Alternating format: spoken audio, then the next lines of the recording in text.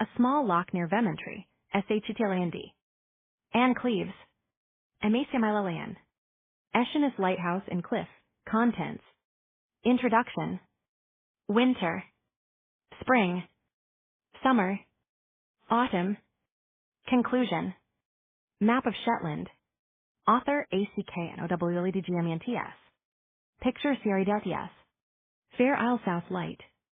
Anne at the Loadberry in Lerwick, the location of Jimmy Perez's house in the books and television show. It's exactly 40 years since I first went to Shetland. I dropped out of university and found myself, lost and a little miserable, in London.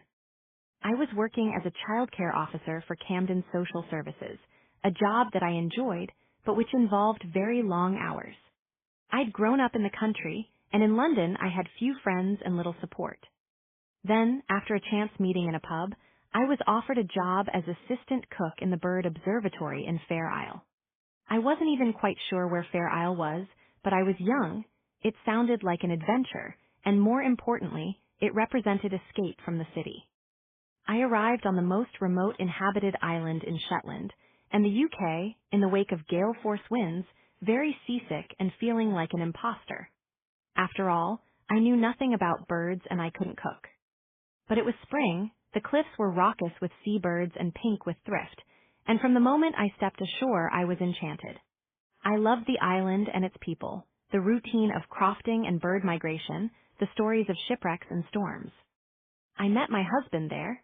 He came as a visiting bird watcher and then returned the following year to camp and to work on a friend's croft in return for food and homebrew. We left as a couple and were still together. Since then, Shetland has been my place of sanctuary and inspiration. It's where I go to spend time with friends, to blow away the anxieties of everyday life, and to write. I've set 6 novels there, and I'm already planning 2 more, and the BBC's TV adaptation of my work is airing across the world. Another series is in production, Fair Isle Children. My first visit to Shetland was a time of dramatic change in the islands. Oil was being extracted from the North Sea for the first time, and the big terminal at Sullom Voe in North Mainland was under construction. On my rare visits to Shetland mainland, Lerwick, the island's biggest settlement, had the feel of a gold rush town. There was an influx of people who saw the chance of making money. I bumped into suited executives, contractors, and oilmen on their way to the rigs. Shetland has a history of people arriving from outside, though, and I think it managed the time of transition well. It still welcomes visitors with grace and hospitality, whether they're tourists desperate to experience the fire festival of Uphelly Aa or a BBC film crew. I enjoy writing about the islands just because they are dynamic, changing, and energetic. Don't come to Shetland imagining a Viking theme park, a place fixed in the past. History is important here, but the community looks to the future, to developing sustainable energy and becoming as self-sufficient in food as it can manage. Artists and craftspeople use the traditions of spinning and knitting to create new textile designs. Young musicians play old tunes and write their own music. The islands are bleak and beautiful and very alive. The new observatory was completed in 2010. Fair Isle, North Light, Muckleflugga Lighthouse. Shetland is an archipelago of more than 100 islands that lie at the most northerly point of the United Kingdom. It's over 90 miles long from Outstack in the north to Fair Isle in the south. The islands are long and thin, and perhaps the shape, a little like the hilt of a sword, provides an explanation of its name in Norse, Shetland. Most of the islands are uninhabited, and approximately 1/3 of the population, of about 22,000 lives in Lerwick. Shetland extends from 59051 north to 610 north, the same line of latitude as Anchorage in Alaska and the southern tip of Greenland. Lerwick is in fact closer to the Arctic Circle than to London. Yet, while the winters are often wet and windy, Atlantic currents carrying warm water that originated in the Caribbean mean that they are relatively mild. It was the contrast between the dark days of winter and the light nights of summer that prompted me to use the changing seasons as a background to my first 4 books. Mavis Grind. The magic of Shetland's landscape lies in its coastline. It has more than 1,500 miles of shoreline, and wherever one stands the view is of the water. It's impossible to be more than 3 miles from the sea. At Mavis Grind in Northmavine, the island is so narrow that it would be possible to throw a rock from the North Sea to the Atlantic, if you have a strong arm. There are dramatic sea cliffs at Eschenus in Northmavine, at Hermanus in Unst, in Naas, and most spectacularly, in the island of Fula, where a small population and a primary school and teacher still survives. Fula, Spiggy Lock, eider ducks on mussel rope buoys. Spiggy Beach. There are Vaux, flooded valleys that were scooped out by glaciers and now cut into the land. These provide space for mussel and salmon farms. The mussel ropes look like strings of jet beads, with each bead as a buoy marking the rope below. And the salmon are farmed in cages. And there are locks, big ones like Spiggy, separated from the sea only by a line of dunes and small nameless pools in the hills. It has been estimated that there are 1,600 locks and pools in the islands. Light is splintered by the water and the weather is reflected in it, so the outlook changes according to the sunlight and cloud and the time of day. Cut peats drying. There is a rich variety of habitats throughout the archipelago. The high granite areas of North Mainland and Unst are known as fellfield and are home to Arctic or dwarf forms of plant. Though once it was heavily forested with birch scrub and rowan, there are now few trees in Shetland. A few native species remain in isolated pockets not reached by sheep or rabbits, and attempts have been made to plant conifer plantations. The bare hills create a landscape of long horizons and big skies. About 50% of Shetland is covered in peat, and it is still cut for fuel. Intricately arranged stacks are built to allow the peat to dry. Agriculture is based around sheep. There are more than 100,000 of them in the islands. Though some of the lowland is cultivated, the pattern of small crofts with strip fields, more common when I first arrived in the 1970s, has largely disappeared. Farmhouse and ruined crofts on Fula. The inhabited islands are connected by bridge, like that to Trandra, both Burra Isles and Muckle Row, or by regular ferry. It's possible to commute to Lerwick from Bresse, Walsay, or even Yell. The more remote islands of Fula and Fair Isle are reached by a mailboat that can take passengers, but not their cars. These crossings aren't always comfortable or even possible, and many islanders and visitors prefer to use the small planes operated by Shetland Island Council from Tingwall Airport. On a clear day, it's a spectacular way to come into the more remote islands. Visitors arrive into Shetland by plane from Glasgow, Inverness, Edinburgh, or Aberdeen, into Sumburgh Airport to the south of mainland, or by overnight ferry from Aberdeen into Lerwick. Burra Bridge, Tingwall looking towards Trandra Bridge, Mousa Brock, Clickamin Brock. Of course, the first visitors to Shetland came by boat, and the journey must have been long and arduous. It is possible they arrived before 5000 BC, but the oldest remaining structures, chambered cairns, houses, and field walls left by Neolithic farmers, date from 3250 BC. There is a sense of history everywhere in the islands, a feeling that every standing stone and ruined house can tell a story or holds a secker. Inspiration for any crime writer. During the Iron Age, from around 500 BC, the distinctive brocks were built. Brocks are dry stone towers with outer and inner walls. It's still possible to climb the stone steps between the walls in the amazingly well-preserved brock on the island of Mousa, and another remains in Clickamin Loch, close to Lerwick town centre. By the 6th century AD, the Picts had arrived in Shetland, and spectacular evidence of their presence was found in the St. Ninian's Isle treasure, which was discovered beneath the floor of a chapel in a larchwood box, along with the jawbone of a porpoise. There were 28 silver objects, and these included drinking bowls, sword fittings, and brooches. Replicas of these beautifully carved items can be seen in the museum in Lerwick's Hayes Dock. Shetland is best known for its Viking heritage. Though we have no accurate date of their first arrival in the islands, the Vikings probably didn't settle until the 9th century AD.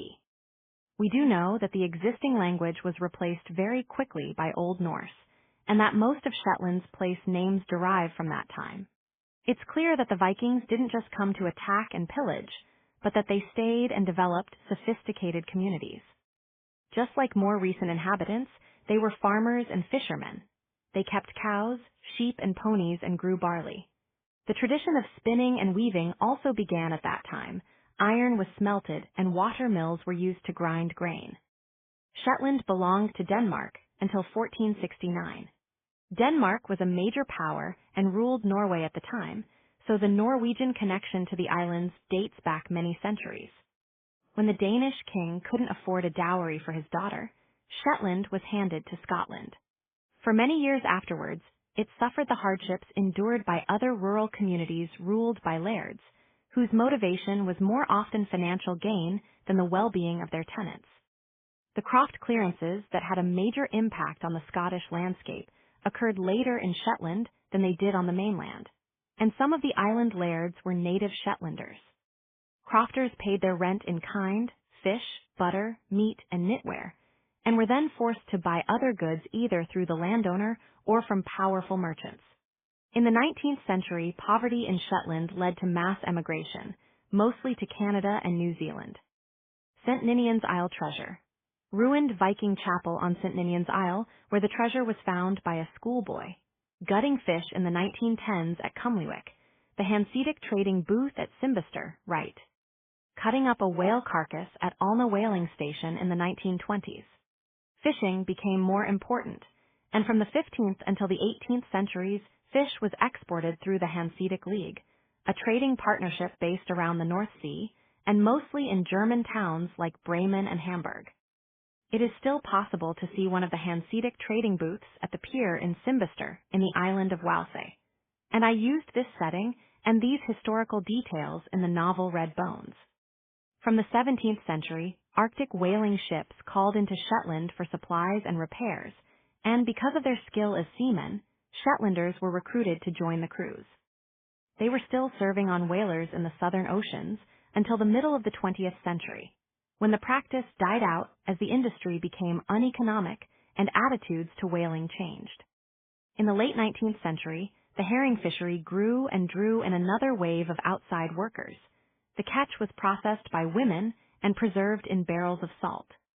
There is still a substantial fleet of pelagic trawlers in the islands today, and many of these large and well-equipped ships continue to be based in Walsay.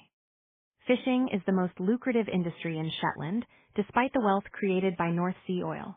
Pilot boat at Lerwick, the monument to the Shetland bus in Scalloway. Shetland's link with Scandinavia has been cemented in more recent times by the close relationship between the islands and Norway during the Second World War. Norway was occupied by the Germans, and an operation based in the islands and supervised by British military intelligence helped resistance fighters return to their home country. Small fishing boats, built solely for use in inland waters and fjords, crossed the treacherous waters of the North Sea carrying men, weapons, and money. This movement was known as the Shetland Bus, and is celebrated by a monument in the small town of Scalloway and in the museum there. In the summer, there is now a scheduled direct flight between Sumburg and Bergen. In this book, I hope to take you on a journey through a year in the life of the islands. You'll meet its people, celebrate its festivals, and see how the flora and fauna of Shetland change with the seasons. By the end, I hope you'll understand why the place means so much to me. Fitful Head with Fair Isle in the distance. Shetland Pony in November. Winter Comes In by Jack Renwick, 1924-2010. Grey Dawn Bracken O'er Troubled Waters. Grey dawn breaking over troubled waters. Just soon like a burn, wide a rip o' de tide. The sound like a burn with the rip of the tide. De mull, black and grim, Ida first o' de daylicht. The mull, black and grim, in the first of the daylight. Why to see Bracken white on his northmost side? With the sea breaking white on its northern side. Yow's Cruggan Closs Ida lee o' a deekend. Use sheltering together by the end of a dike. Creepin' frae a chill at bites Todd a bon, creeping from a chill that bites to the bone. Solon and Scarf working inshore. Gannet and Shag all working inshore. A sign at de best o' de weather is dern, a sign that the best of the weather has been. Hail sheetin' dune why a north wind ahint it. Hail sheeting down with a north wind behind it. Blot and out land and sea frae to scene. Blotting out land and sea from the scene.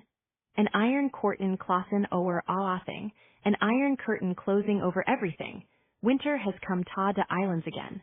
Winter has come to the islands again. My job in the bird observatory was seasonal, so I've never lived in Shetland for a winter, but I have visited often, and that time of year is very special for me. I enjoy the drama of the dark days, and the strong winds that can make it hard to stand up and can rock a stationary car so that the passengers feel it's about to tip over. One of the best nights I've had in the islands was in the middle of a storm that brought down power lines and took the mainland back to the time of small domestic generators, lamps, and candles. We were staying with friends and were invited to their neighbor's house, and at the impromptu party food and wine appeared as if by magic. Someone brought out a fiddle, and we didn't fight our way home through the gale until the early hours of the morning. An island winter is a good backdrop for a story about loneliness and murder. I'm working now on a midwinter story, and the gray days of rain and cloud provide just the atmosphere I want.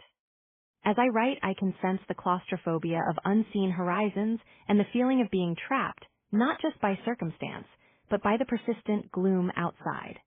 Raven Black, the first of the island novels, changed my career. Readers and reviewers were attracted by the backdrop of a wintry Shetland, and it's since been translated into 30 languages. The book is set between New Year's Eve and Up Heli Aa, the Viking fire festival that takes place in Lerwick on the last Tuesday of January. Raven in the Snow. Inspiration for the book came on a crazy visit north in late December. My husband is a passionate bird watcher, and a very rare bird had turned up in Lerwick. I hadn't given him a very exciting Christmas gift, so I decided that a day trip to the islands might be a good belated present. Now it seems a crazy thing to have done. There was a long drive to Aberdeen and an overnight 14-hour trip on the ferry before we arrived into Lerwick well before dawn. Unusually for Shetland, it was still end. Very cold. There was snow on the ground, and even the shore was covered in blue ice. When the sun did come up, it was a huge orange ball in a clear sky. We saw ravens, very black against the snow, with their distinctive wedge-shaped tails and harsh calls. And because I'm a crime writer, I thought if there was blood too, it would remind the reader of a scene from a fairy tale, where the princess has skin as white as snow, lips as red as blood, and hair as black as ebony. Very mythic somehow. That's how the novel was started. I began planning it on the ferry south, though at that point I thought it might be a short story. It seemed impertinent for an outsider to write a Shetland novel, and it was only the encouragement of the island's literature officer that persuaded me to continue. Snow at St. Ninian's Isle in April. Ravens and wind turbines. Here Magnus, a character inspired by an elderly fair islander who became a good friend, looks out at the ravens on his croft. There were ravens on his land, always had been since he was a peery boy. Sometimes it was as if they were playing. You could see them in the sky wheeling and turning like children chasing each other in a game, then they'd fold up their wings and fall out of the sky. Magnus could feel how exciting that must be, the wind rushing past, the speed of the dive. Then they'd fly out of the fall and their calls sounded like laughter. The book's theme is belonging. I've always been interested in the ways outsiders find to fit into their host communities. I needed a central character who was a Shetlander, but also an outsider, so Jimmy Perez was born. He comes from Fair Isle, considered by many Shetlanders as the edge of the known universe, and has Spanish ancestry, which gives him dark hair and olive skin. An armada ship, blown well off course, was wrecked on the rocks off Fair Isle. It was called El Gran Grifon, and its mast tipped onto the rocks and enabled 60 survivors to climb ashore. I took this fact and used it to provide Jimmy's background.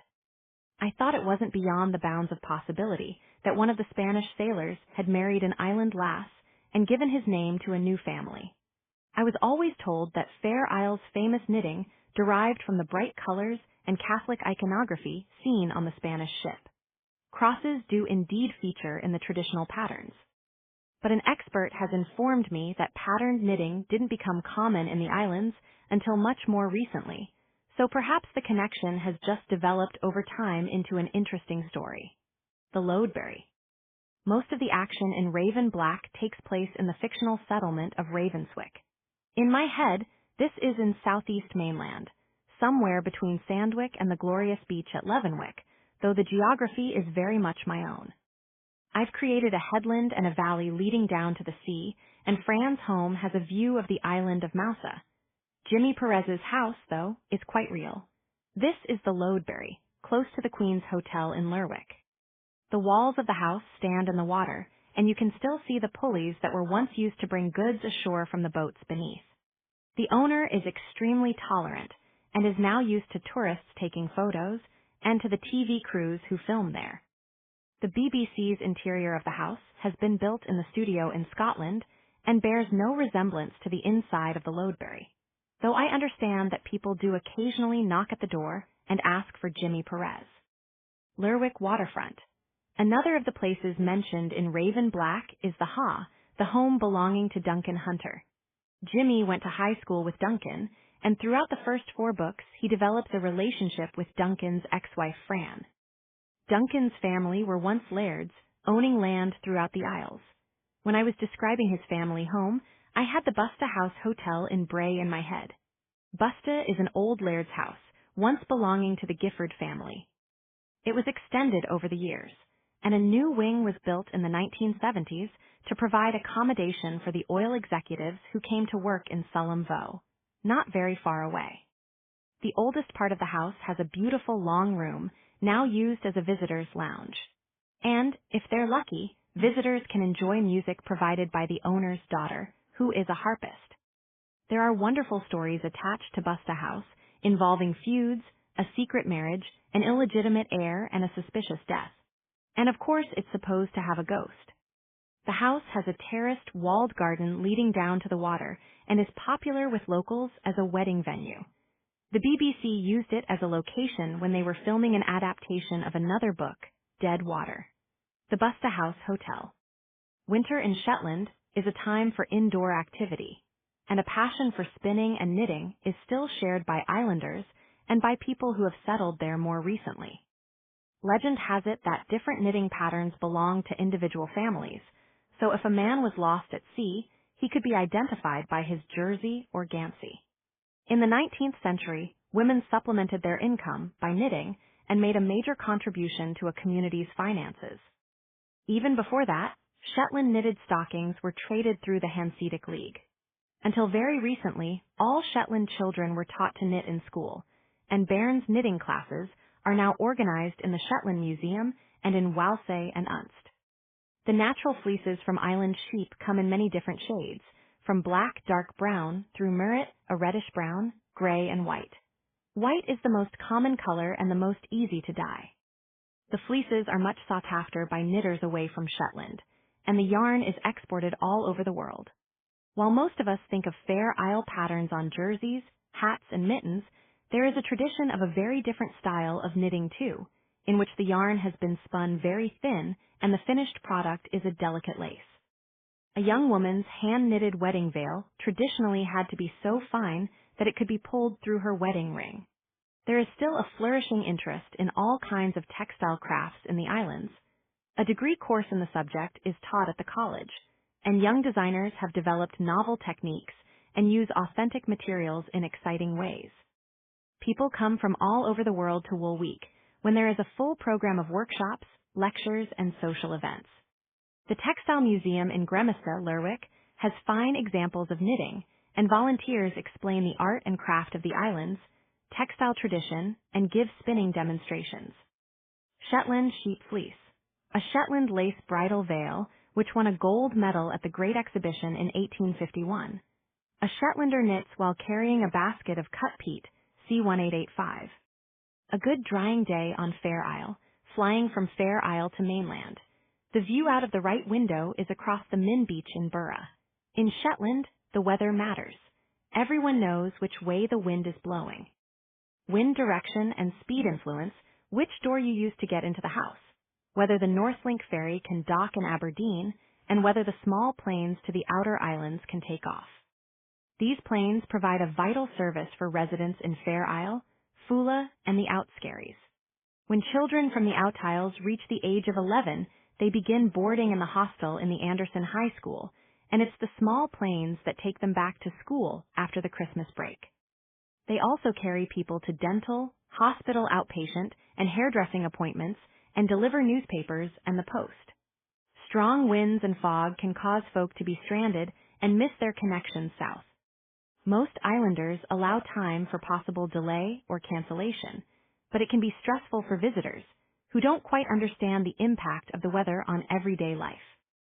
Winter is a time of dramatic gales and seas that can lift rocks the size of a small child to the top of the highest cliffs. There is something exhilarating and elemental about watching the huge waves crash over the sea stacks and tasting the salt in the air as spindrift blows inland. But sometimes the wind drops and the sky clears. Winter is the time of year, too, when on a still, cloudless night it's possible to see the northern lights, known in Shetland as the Murray Dancers. Shetland is probably the best place in the UK to view them, though I've never been lucky enough to experience the phenomenon. Aurora over Tingwall Loch. Replica Skeckler outfits made by Ewan Balfour. In the past, Shetlanders had to make their own entertainment in the dark days of winter. While Christmas is now celebrated much as everywhere else in the UK, according to storyteller Elma Johnson, as quoted in the Shetland Times in 2009, it seems that in former times superstition played just as much a part as Christianity. 7 nights before Yule, the Trows were allowed up from their underground lairs. Trows are the little people who dwell beneath the islands and cause mischief and mayhem. There are many stories and tunes about them. The island settlements felt the need to protect their homes and belongings from these mythical folk and devised elaborate rituals, involving plated animal hair crosses and a she. Skull. Special Yule cakes made from oats were baked on Christmas Eve, each a different size according to the age of the family members. The edges of the cakes were pinched into spikes, and a hole was formed in the middle. They were meant to represent the sun, and presumably were made to ensure that spring would return. There is also a tradition of guising, dressing up and performing sketches and plays to your friends and neighbors at New Year. I remember friends telling me about the work and the imagination that went into creating masks and costumes in Fair Isle. In the Shetland Museum, there are examples of Skeckler dress. These were elaborate costumes made of straw, used by guisers in former times. These days, the young people gather at the Market Cross in Lerwick to party and to see in the new year. The island of Fula, though, still recognizes the Julian calendar and doesn't celebrate New Year until 13 January. Preparing for Lerwick up Heli Aa. Stacked against the wall are torches. Of course, the biggest celebration to mark the passing of midwinter occurs on the last Tuesday of January in Lerwick. This is the fire festival of Up Heli Aa. Up Heli Aa recreates a Viking celebration, but this isn't a tradition handed down from Viking times. It was a Victorian creation, intended to replace more rowdy and disorganized midwinter activity. There are Up Heli Aa parades throughout the islands, but the grandest, pulling in visitors from all over the world, takes place in Lerwick. Preparations for Up Heli Aa begin as soon as the previous festival is over. In fact, they begin before that. The person who leads the procession in all his Viking finery is known as the Geyser Jarl, and a man will know 15 years in advance that it's his turn to be Jarl. He is elected to the office by his fellow Geysers. He will plan his life around this very special honor, and weddings, career moves, and family celebrations all take second place to it. Up Heli Aa is a real community event, and although the parade itself is exclusively male, most of the people in the town take part. Up to 1,000 geysers in nearly 50 squads make up the procession, which culminates in the burning of a beautifully built Viking galley in a play park in the center of the town. Only the Jarl squad dress up as Vikings. Squad members wear winged helmets, armor, and shields and have all grown beards in preparation for the day. The other squads take themselves less seriously and will have chosen a theme that mocks national politics, local events, or celebrity culture.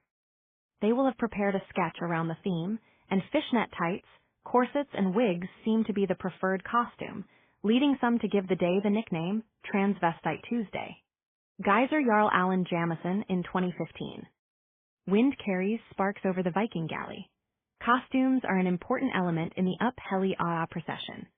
Businesses, Council offices and schools shut on the day following up Heli Aa, and the whole of the town gears up for the festival throughout the day itself. Proceedings start with the posting of the bill at the market cross, the proclamation of Up Heli Aa signed by the Geyser Jarl, and a commentary made up of rhymes and questions poking fun at the events of the previous year. After the broadcast of the BBC pilot of Shetland, reference was made to the television show in the bill, though naturally the writers had called it Shetland. At 10 a.m. the Jarl squad assembles and processes through the streets with the galley, eventually ending up at the harbor, where photographs are taken. The march is accompanied by the Up Heli Aa song to a Norwegian folk tune. When I brought a group of Norwegian journalists to the festival, they recognized all the music played as a background to the day. A red raven banner flies over the town hall. The squad spends the afternoon visiting old people's homes and the hospital. This is all in preparation for the main event in the evening. Tourists gather in the streets to watch, and there is an air of expectation as spectators jostle for the best view along the route. At 7 o'clock, the street lights are turned off and the Geyser Jarl marches to the galley. A maroon goes up, flares are used to light all 1,000 torches, and the parade begins, accompanied by a brass band playing the Up Heli Aa song. I've attended the festival in atrocious weather, when the rain is almost horizontal and sparks from the torches are blown towards the crowd. But the procession is never canceled because of the weather, and it never stops people turning out to watch. The climax of the event takes place in the Burning Park. For the rest of the year, it's a play park enjoyed by the children of the town. The galley is pulled there and is surrounded by the torch-bearing geysers. When a maroon is fired, the geysers march around the galley. One of them calls for 3 cheers, and all the torches are thrown into the galley, turning it into the most spectacular bonfire, lighting up the otherwise dark night sky. For visitors, the evening ends there, and they drift back to their hotels and guest houses, but for islanders, the celebrations continue until the following day. The 13 community halls in Lerwick prepare to host their guests and the geyser squads. Each hall has a team of hosts and hostesses who, with the help of friends, have arranged a feast of home baking that will sustain people throughout the night. Guests who have been lucky enough to receive a ticket or invitation are expected to take part, too. All through the night, the geyser squads arrive to perform their sketches to an appreciative audience, and there is music and dancing. The festivities wind down at about 8 o'clock the following morning. Geysers circle the galley before setting it alight. The lights of Sullom Voe Oil Terminal compete with the aurora above. When I first visited the islands in winter, most general socializing took place in friends, houses, or perhaps at dances in the community halls. Now there are more extensive opportunities for indoor activities. Partly this is a result of negotiations with the oil companies when the Sullom Voe terminal was established. Shetland Island Council agreed to allow oil to come ashore at Sullom, but demanded a percentage of every barrel produced. That money was put into trusts to benefit the islanders and sustain the island way of life.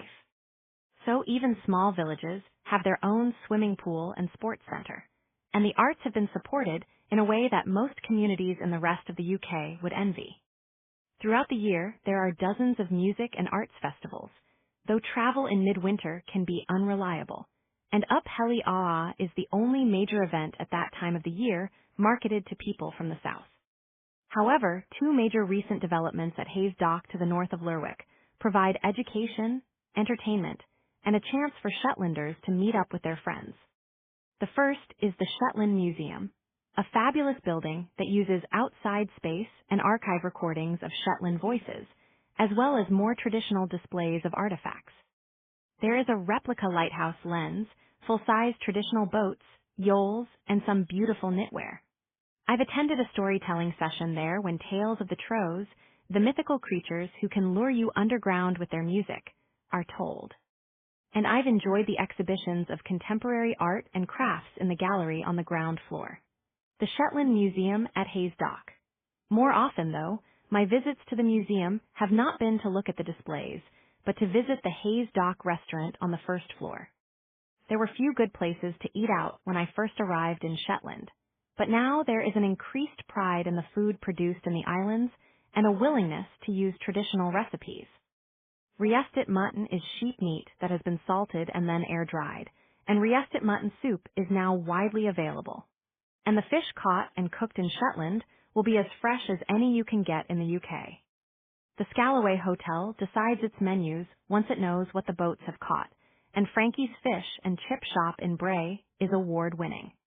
The best food in the islands is that which uses the traditions of island produce and baking and brings them up to date for a new generation. Each November, the Shetland Food Fair takes place in the Clickaman Leisure Centre alongside the Christmas Craft Fair, a great place to sample and purchase treats for the festive season. Mariel Performa. NCA Space. There was a big debate in Shetland before the arts and performance space of Mariel was built.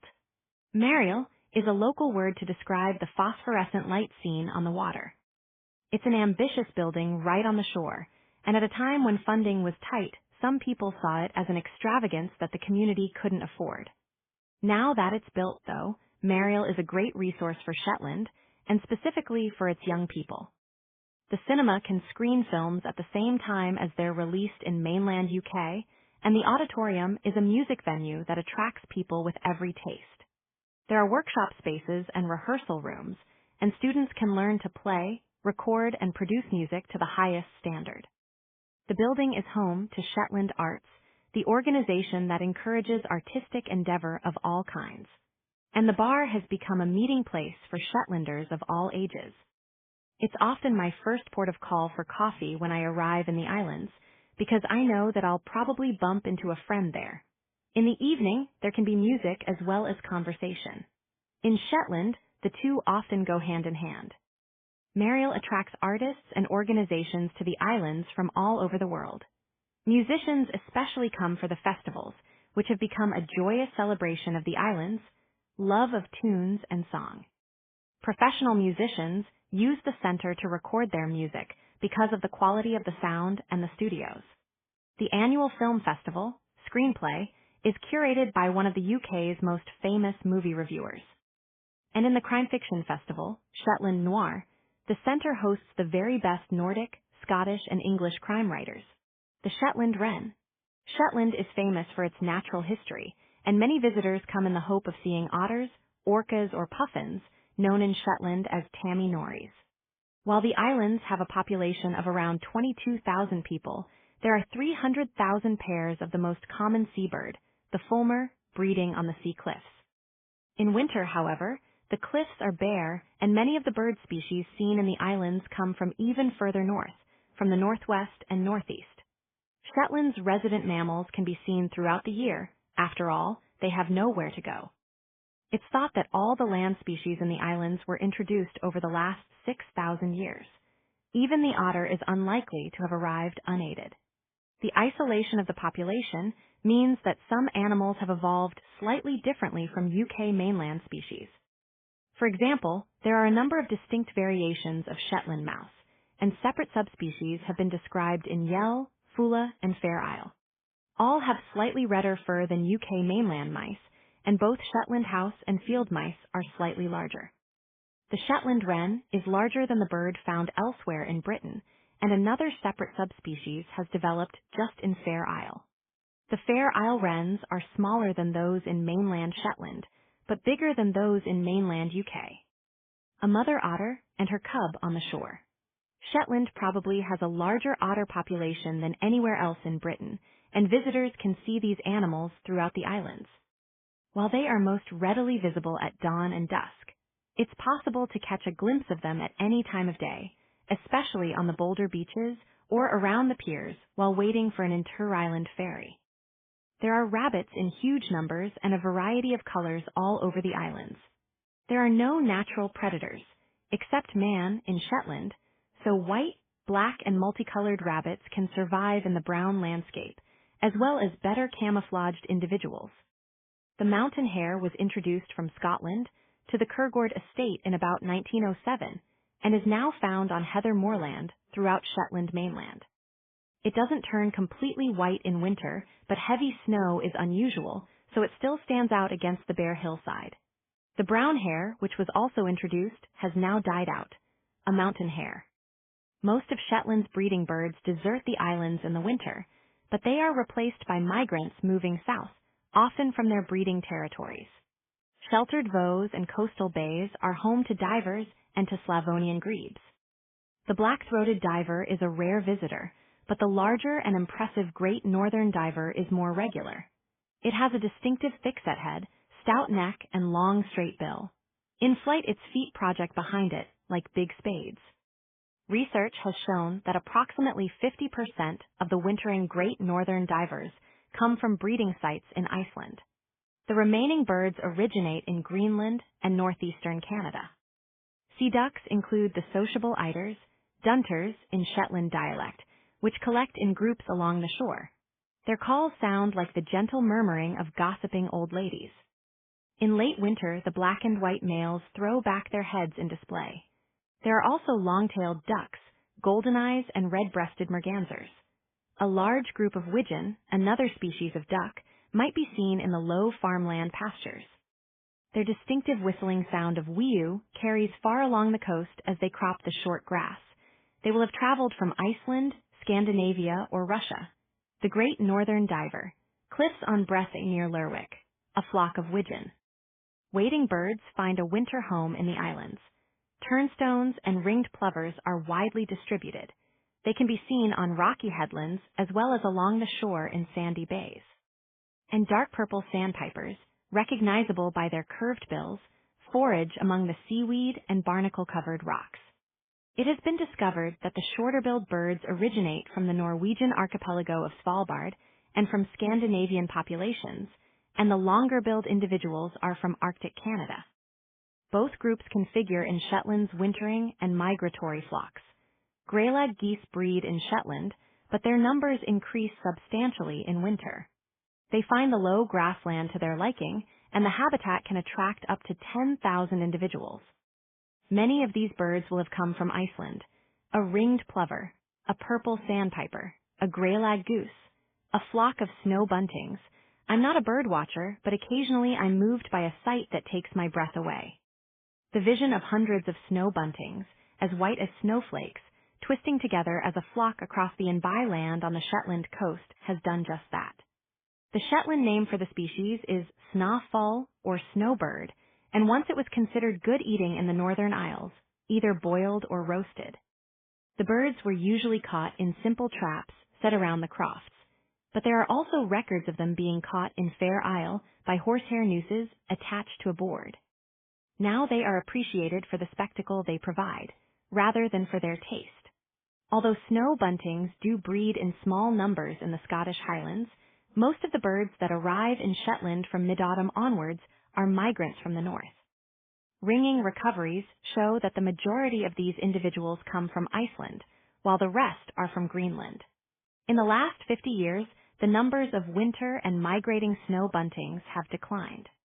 If climate change means that the birds will winter further north, this trend is likely to continue, and I'll miss out on the glory of a flock of black and white snow buntings brightening a gloomy Shetland day. Whooper swans at sunset. Even in stormy weather, it's possible to hear whooper swans over the noise of the wind before you see them flying in from the coast. They are named after the loud whooping of their call. When the swans travel in family groups, it's easy to spot the browner young birds, which have hatched in Iceland that summer. Most whooper swans seen in Shetland are birds passing through in the autumn, but some stay and spend the winter on one of the larger lochs. These birds first bred in Shetland in 1994, and very small numbers have been recorded breeding in recent years. Their movement has been charted by ornithologists, who mark the swans with numbered colored rings. When I worked in the observatory in Fair Isle, I helped the scientists one night when they went to catch swans for ringing on Golden Water, a loch to the north of the island.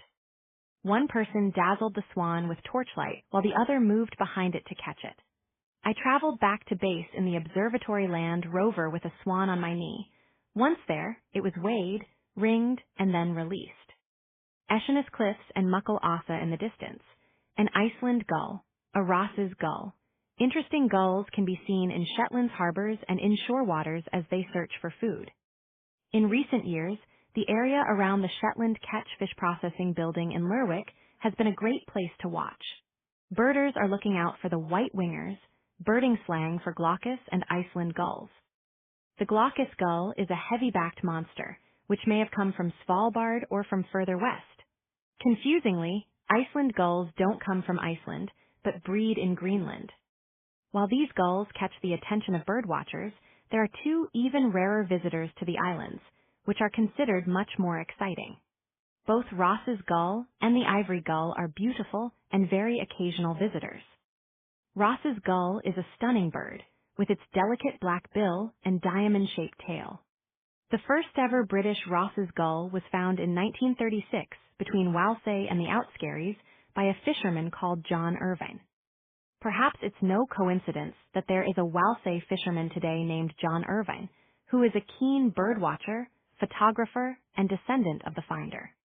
The species is named after the British explorer James Clark Ross, who collected a specimen of the bird in northern Canada in 1823. Most of the Ross's gulls found in Shetland have been seen between November and January. A glaucus gull, the rare ivory gull. The graceful ivory gull is another Arctic species that occurs ionally in Shetland, normally wintering on the pack ice, and often following hunting polar bears to feed on their feces or take scraps from their seal kills. The ivory gull is tough and, despite its eating habits, very elegant. Records in Shetland span the months from November to February, and most birds are in juvenile plumage, white with black ermine markings on the wings. In the past, birds occupying the inshore habitats have come into contact with the development of the oil industry and with spillages from larger fishing vessels. Oil spills in 1979 and from the Brar disaster in 1993, for example, killed several hundred long-tailed ducks. Careful counting by local ornithologists revealed that the numbers of wintering waterfowl took several years to recover. A funded and very positive relationship between the oil industry in Shetland and expert seabird biologists has developed over many decades. Now, a regular and accurate census of birds, preventative methods and strategies, and good forward planning have reduced the risk to local wildlife. Jackie Sanderson of unsnitting while carrying a kishy of peat, leading a pony carrying peat in a meshie, C1905. Perhaps the most famous of Shetland's animals is domestic rather than wild. Although they appear to roam wild, all the unique Shetland ponies are owned and looked after by local crofters. Their coats change with the seasons, and in winter they develop a double coat with guard hairs to shed the rain. They also have a thick mane and tail to help protect them against the worst of Shetland's weather. For at least 4,000 years, these small ponies, which don't exceed 42 inches in height, have roamed the hills in comparative isolation. This has led to the evolution of individuals ideally suited to their environment. It is said that Shetland ponies are foaled in the hills, live in the hills, and die in the hills. They graze on hill ground, known as scattled, and in some places forage on seaweed on the beaches. In the mid-19th century, new laws prevented British coal mines from employing women and children in the pits. Shetland's ponies made ideal substitutes. They were sufficiently hardy to survive the conditions underground, and small and strong enough to haul trucks of coal through the tunnels. At first, ponies were simply rounded up and transported south, but later in the century, there were breeding studs. The best known of these operated in the islands of Naas and Brassey. At home, Shetland ponies were used as workhorses to cultivate the land and to transport peat from the hills. Now they are a huge tourist attraction, and every visitor wants a photograph of these captivating creatures. Shetland ponies live outdoors year-round. Spring flowers at Sumburg. A spring lamb at Hermanus Nature Reserve on Unst. Vorday by Lolly Graham, 1924-2009. Spring Day. Oh, when I gird furt dat mornin'. De halo de heavens a burn. Why singing a sang o' gladness? As toe winter he'd never been. Oh, when I went out that morning. The whole sky above was singing a song of gladness. As though winter had never been, dare wise to birds I de heavens. Singing dare hitch clear sangs. Blithe, oh blithe for de sunlicht. Warm ipon vimmerin wings. There were the birds in the heavens, singing their high clear songs. Glad, oh glad of the sunlight, warm upon quivering wings, and when I cam hame I de Merknen. Why de starns a happet faceicht? De sangwise still lilten athen me. De kroon odelift was brecht. And when I came home in the twilight, with the stars all hidden from sight, the song was still lilting within me. The crown of the sky was bright. Spring, or vor as it's known in Shetland dialect, comes late to the islands. While lambs are born in January and February in the south, they don't appear on the Shetland hills until March or April. The species of Shetland sheep is thought to have originated in Scandinavia.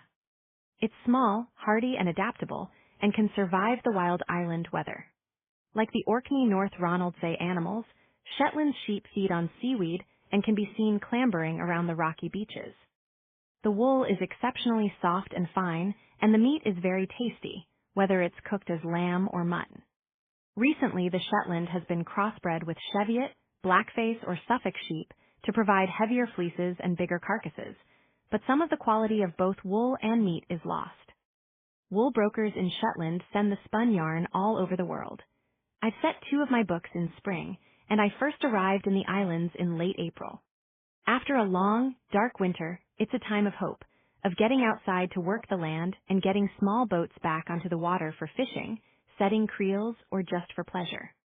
The first rowing regattas begin at the end of April, when teams throughout the islands race the traditional yoles. The whole community is involved. There are women's and veterans teams, as well as those made up of fit young men. The flowers appear and the seabirds return. Tourists take advantage of the longer days and better weather to visit the islands. Cruise ships can be seen again, moored in the harbor in Lerwick. Simbister Marina. Red Bones was my first spring book. It was planned after a chance meeting in a Lerwick cafe with a birding friend, who at that time was a GP on the island of Walsay.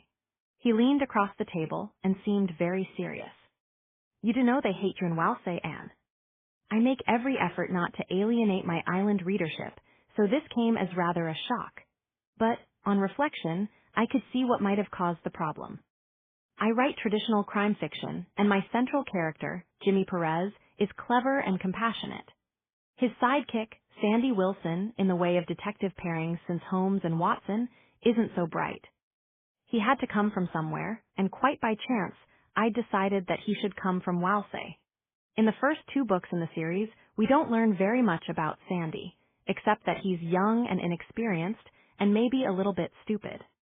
I decided that in the 3rd novel, we should see him on his home patch and view the world through his eyes.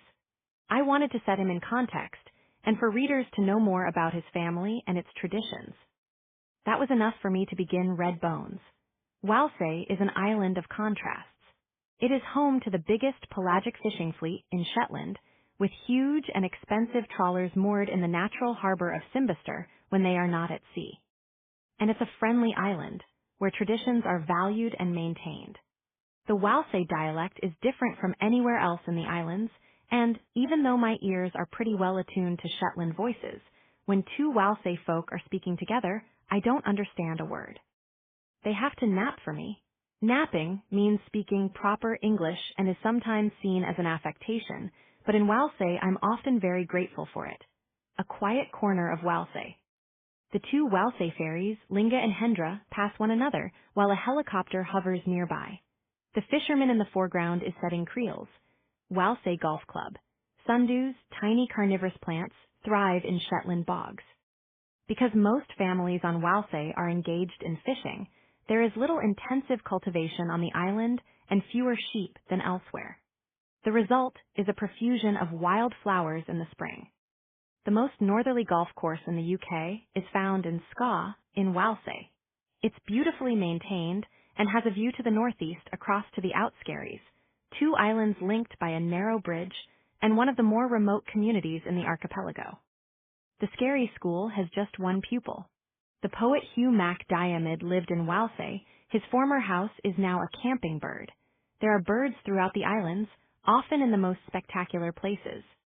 They are council-owned buildings that can come in many shapes and sizes.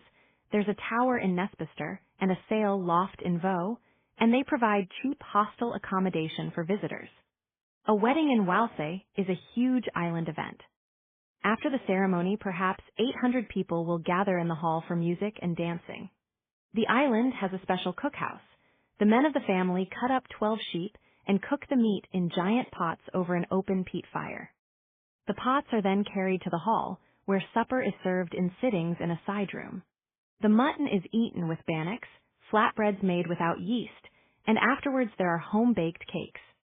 In the middle of the wedding, the bride and groom go out and visit the old people of the island who cannot get to the hall.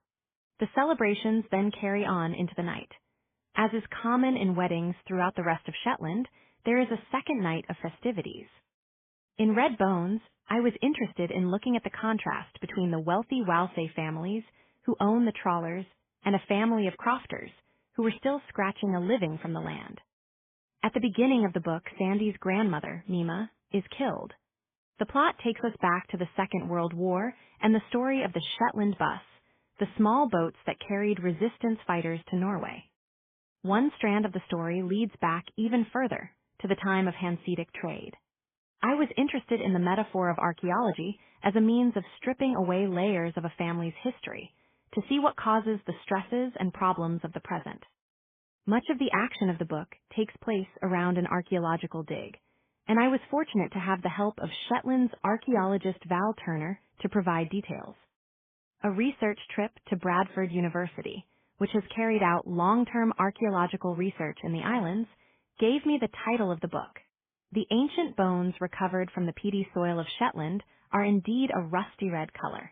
In this scene from the book, Evelyn, an island woman, is working as a volunteer on the excavation with two young archaeologists and has come across a piece of bone. Mima, Sandy's grandmother, is watching, an archaeological dig on Unst. When Evelyn went back to work on the practice trench, the older woman stood watching. Mima was wearing black crimpling trousers and Wellingtons that flapped around her knees. She'd thrown a threadbare gray fleece over her shoulders. Hattie thought she looked like a hooded crow standing there watching her daughter-in-law work, a hooded crow ready to snatch at a fragment of food. "Well, Evelyn, what do you look like?" Mima said, "on your hands and knees like some sort of beast. In this light you could be one of Joseph's beasts, grubbing around in the soil there. You be careful or he'll be slitting your throat and eating you as bacon." She laughed so loud that she coughed and spluttered. Evelyn said nothing. She knelt up and glared. Hattie felt sorry for her. She'd never known Mima be so cruel. Hattie jumped into the trench beside Evelyn. The bone was protruding from the earth now, largely uncovered. Hattie took her own trowel from her jeans pocket. With intense concentration, she stripped away more of the soil, then took a brush. The shape of the bone became more defined. There was a pleasing curve, a sculptured hollow. "Pars orbitalis," she said. Shock and excitement made her forget her earlier resolve not to show off, to keep her language simple so Evelyn would understand. Evelyn looked at her. "The frontal orbit," Hattie said. "This is part of a human skull." "Oh no," Mima said. Hattie looked up at her and saw that her face was white. "That cannot be right. No, that cannot be."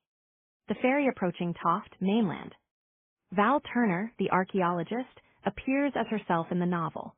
I offered to change her into an elderly man, but she insisted that she wanted to stay just as she was. She also helped create the dig on set, on Mima's land, for the BBC adaptation of the story. The first trench dug by the crew apparently looked nothing like the real thing. I've become relaxed over the years about the changes that take place in character and story in the adaptation process. This is especially true of location, and while locals are puzzled when island locations jump to shots obviously filmed on the Scottish mainland, I'm beginning to appreciate why this has to happen. The production team of the Shetland pilot Red Bones decided that Bressay, an island with a direct and very short ferry service into Lerwick, was a more convenient location for filming than Walsay.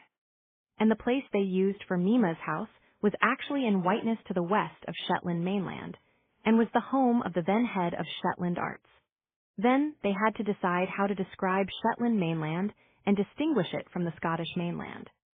While every Shetlander and visitor understands that when islanders talk about mainland, they mean the largest Shetland isle, it was felt that might not be clear to an overseas audience, so the rather clumsy phrase, the main island, was used instead. The partially restored settlement at Old Scatness Brock. Archaeology is important in the islands. Shetland is believed to hold several thousand prehistoric sites. There are Bronze Age burnt mounds and Iron Age brocks, and from later periods Pictish wheelhouses, Viking and Norse longhouses, and post-medieval fortifications. The best example of an Iron Age settlement is at Old Scatness, where excavations undertaken by Bradford University and Shetland Amenity Trust have revealed a broch surrounded by a whole Iron Age village. Today it's possible for visitors to see the recreated roundhouses and to feel that they're experiencing the period by taking part in the guided walks and living history demonstrations. Law Ting Home. The 1604 old house at Jarlschaff is the newest building at the site. The earliest dates from before 2500 BC. There is evidence of Viking and Norse settlements throughout the islands. Shetland was ideally placed as a stepping stone for North Atlantic travel from Norway. The most impressive and most visited site is at Jarlschaff, a multi-period settlement close to Sumburg Airport in South Mainland.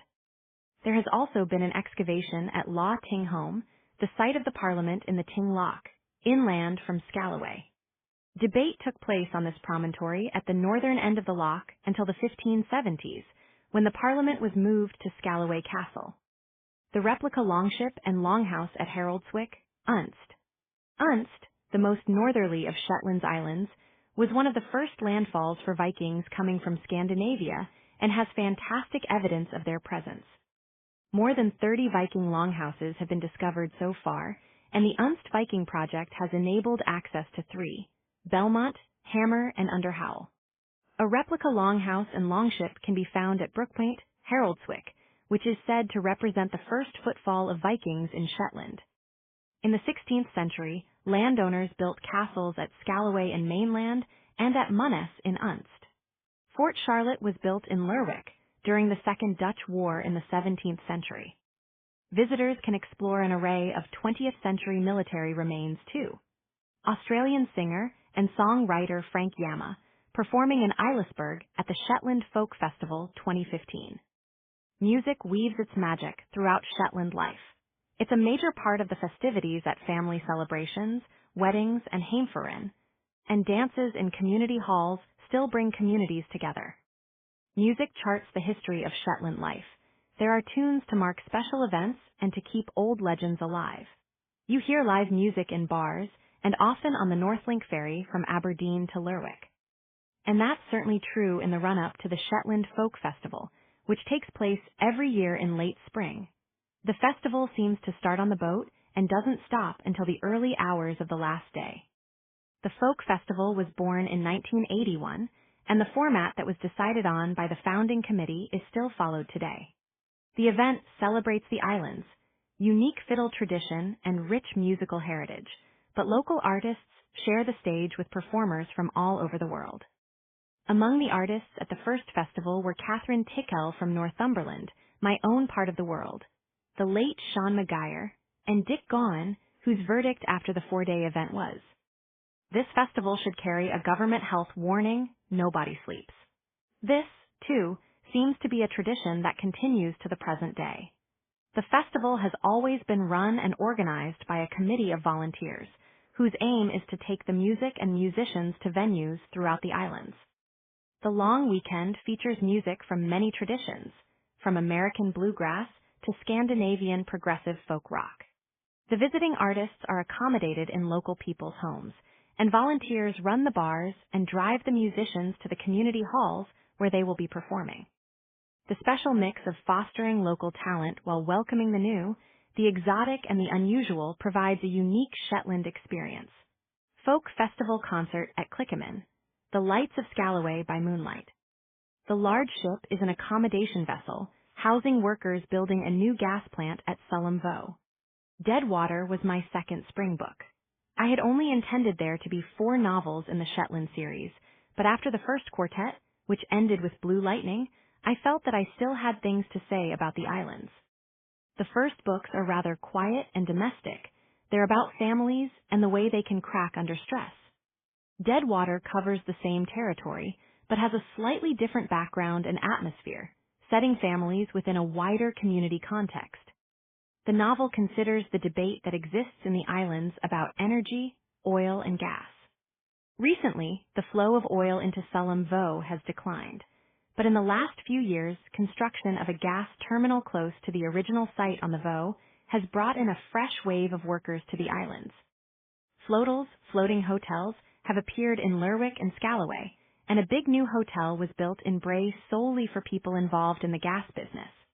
The situation seems to have stabilized now, but when I started dead water. The place felt a little as it did when I first arrived in Shetland in the 70s, as everyone came to terms with another influx of strangers.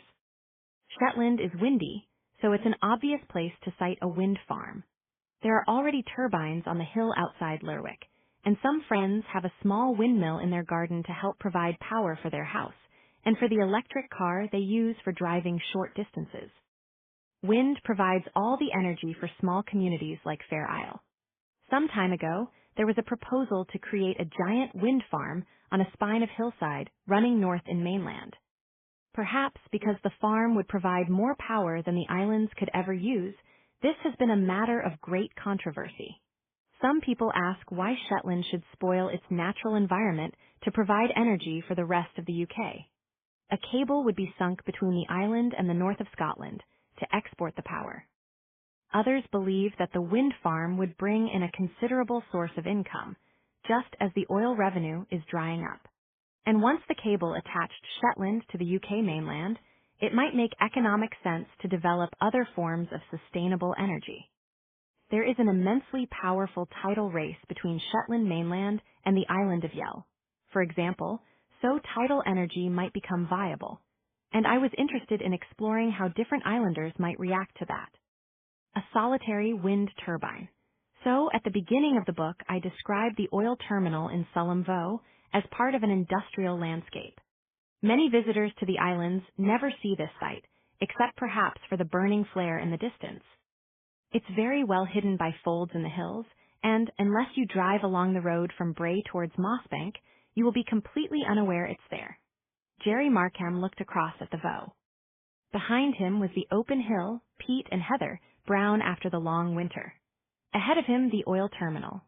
4 tugs big as trawlers, 2 alongside, 1 forward and 1 aft, nudged the Lord Rannoch backwards towards the jetty. The tankers were always moored to face the sea, ready for escape in case of incident.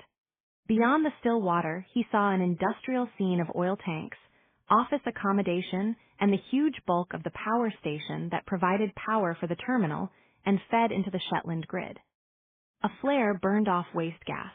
The area was surrounded by a high fence topped by razor wire.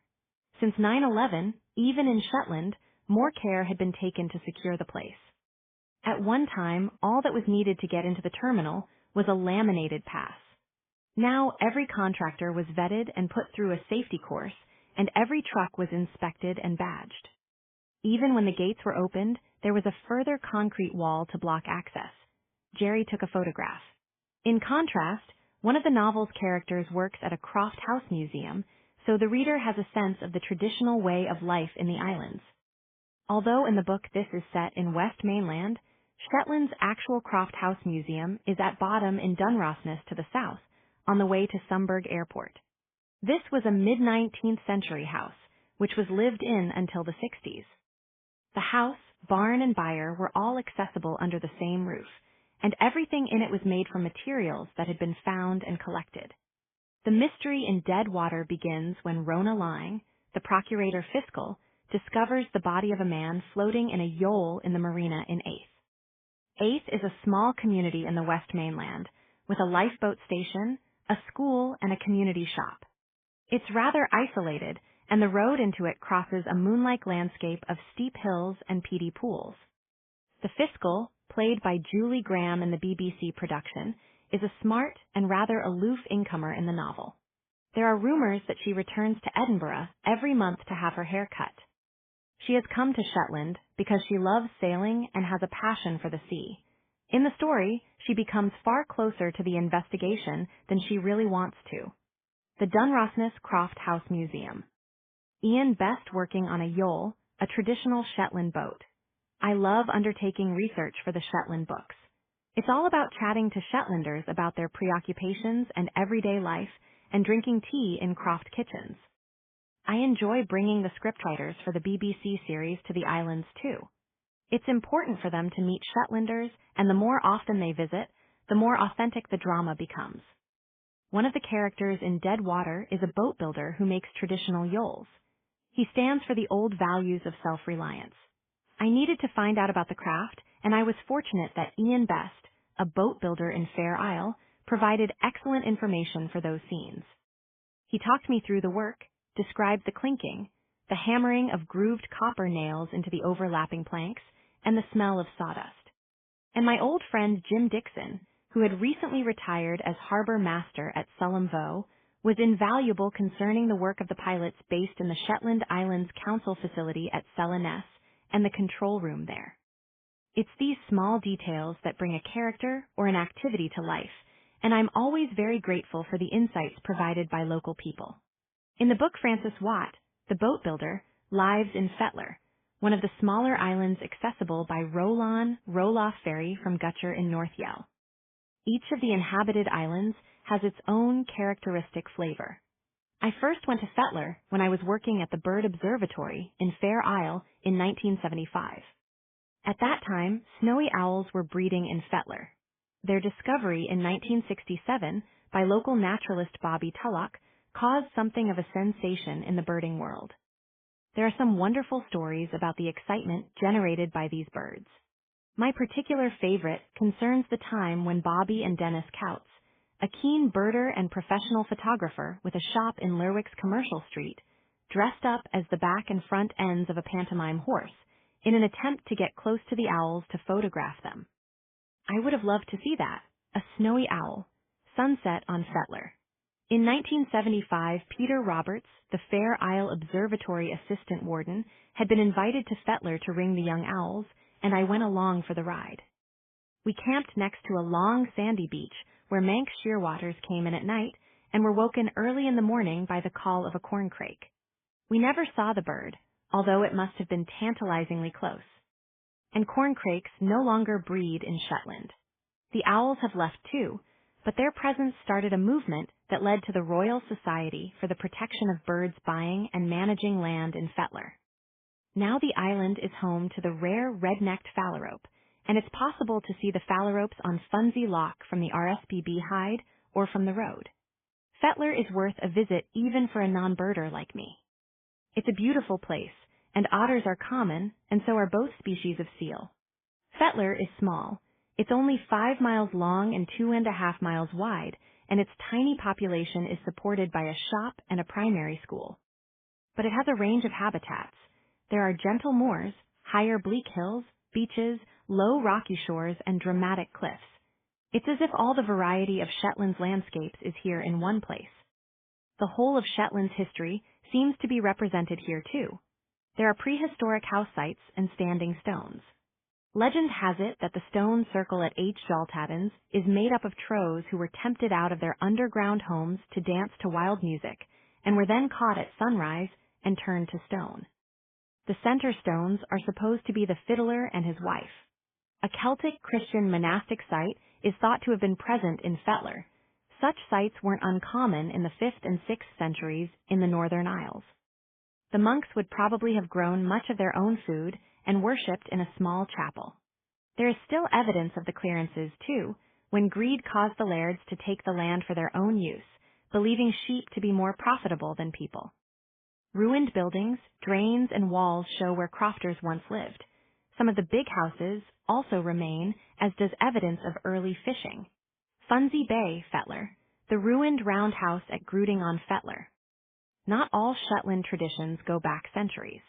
The prosperity of the island since the 1970s has meant that young people come home to live and work. There is very little unemployment in Shetland, and many graduates have the seat. Confidence to start their own small businesses. The internet means that they aren't restricted to an island customer base. These young people have developed traditions of their own, and one of these, featured in Dead Water, is the henny bus. Unless you live in Lerwick, the traditional pub crawl for a hen night is impossible. Away from the town, bars are few and far between. So the women dress up, as they would anywhere on the mainland, and a bus carries them from home and between the hotels and bars. Another unique wedding practice finds its way into the book.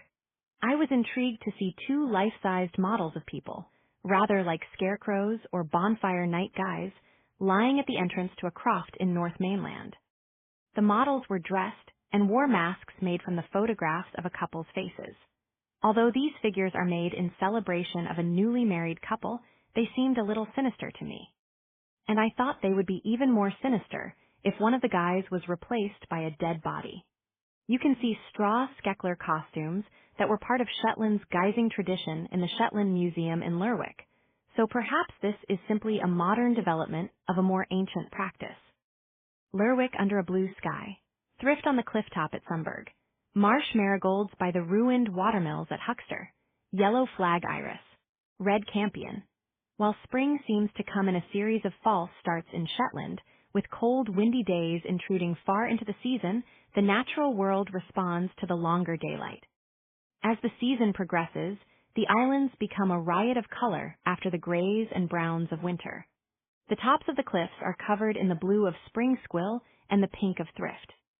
The pressure of grazing by sheep restricts the wild flowers to the cliff tops, to fenced fields and to marshy areas. The waterlogged bogs are home to bright yellow kingcups and marsh marigolds, to seggies, yellow flag irises, and to the dark pink Shetland red campion. A Scottish lapwing.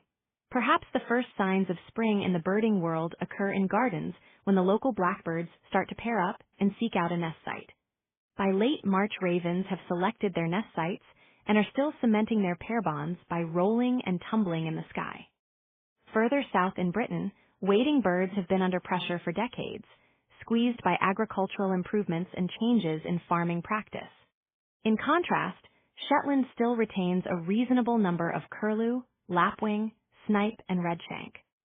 By late March, curlews are bubbling across the open hillside. On the low and by land lapwing are displaying too, and their characteristic peewit calls echo around the crofts. Skylarks make their presence known as well. You might not see them except as specks high in the sky, but you will hear their liquid, never-ending song. Curlew feeding at the shoreline, a skylark, a puffin on nos, a wheatear.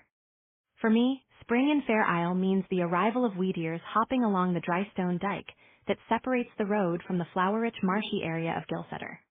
The bird's name is taken from the Old English words achwit and airs, meaning white arse, and it's the white rump of the bird that we glimpse in short cropped grass or on stone walls.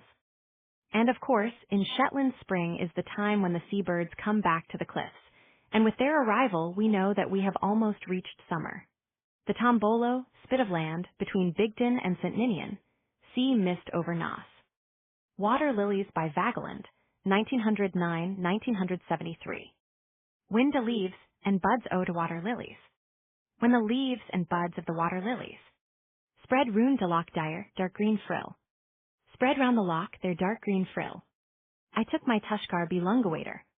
I took my peat spade by Lungawater, and cursed a bank near Storborough Hill, and cut a peat bank near Storborough Hill. De hill leak a cummeled boat wise lion. The hill lay like an overturned boat. Grown o'er why moss Ida lang yearn days.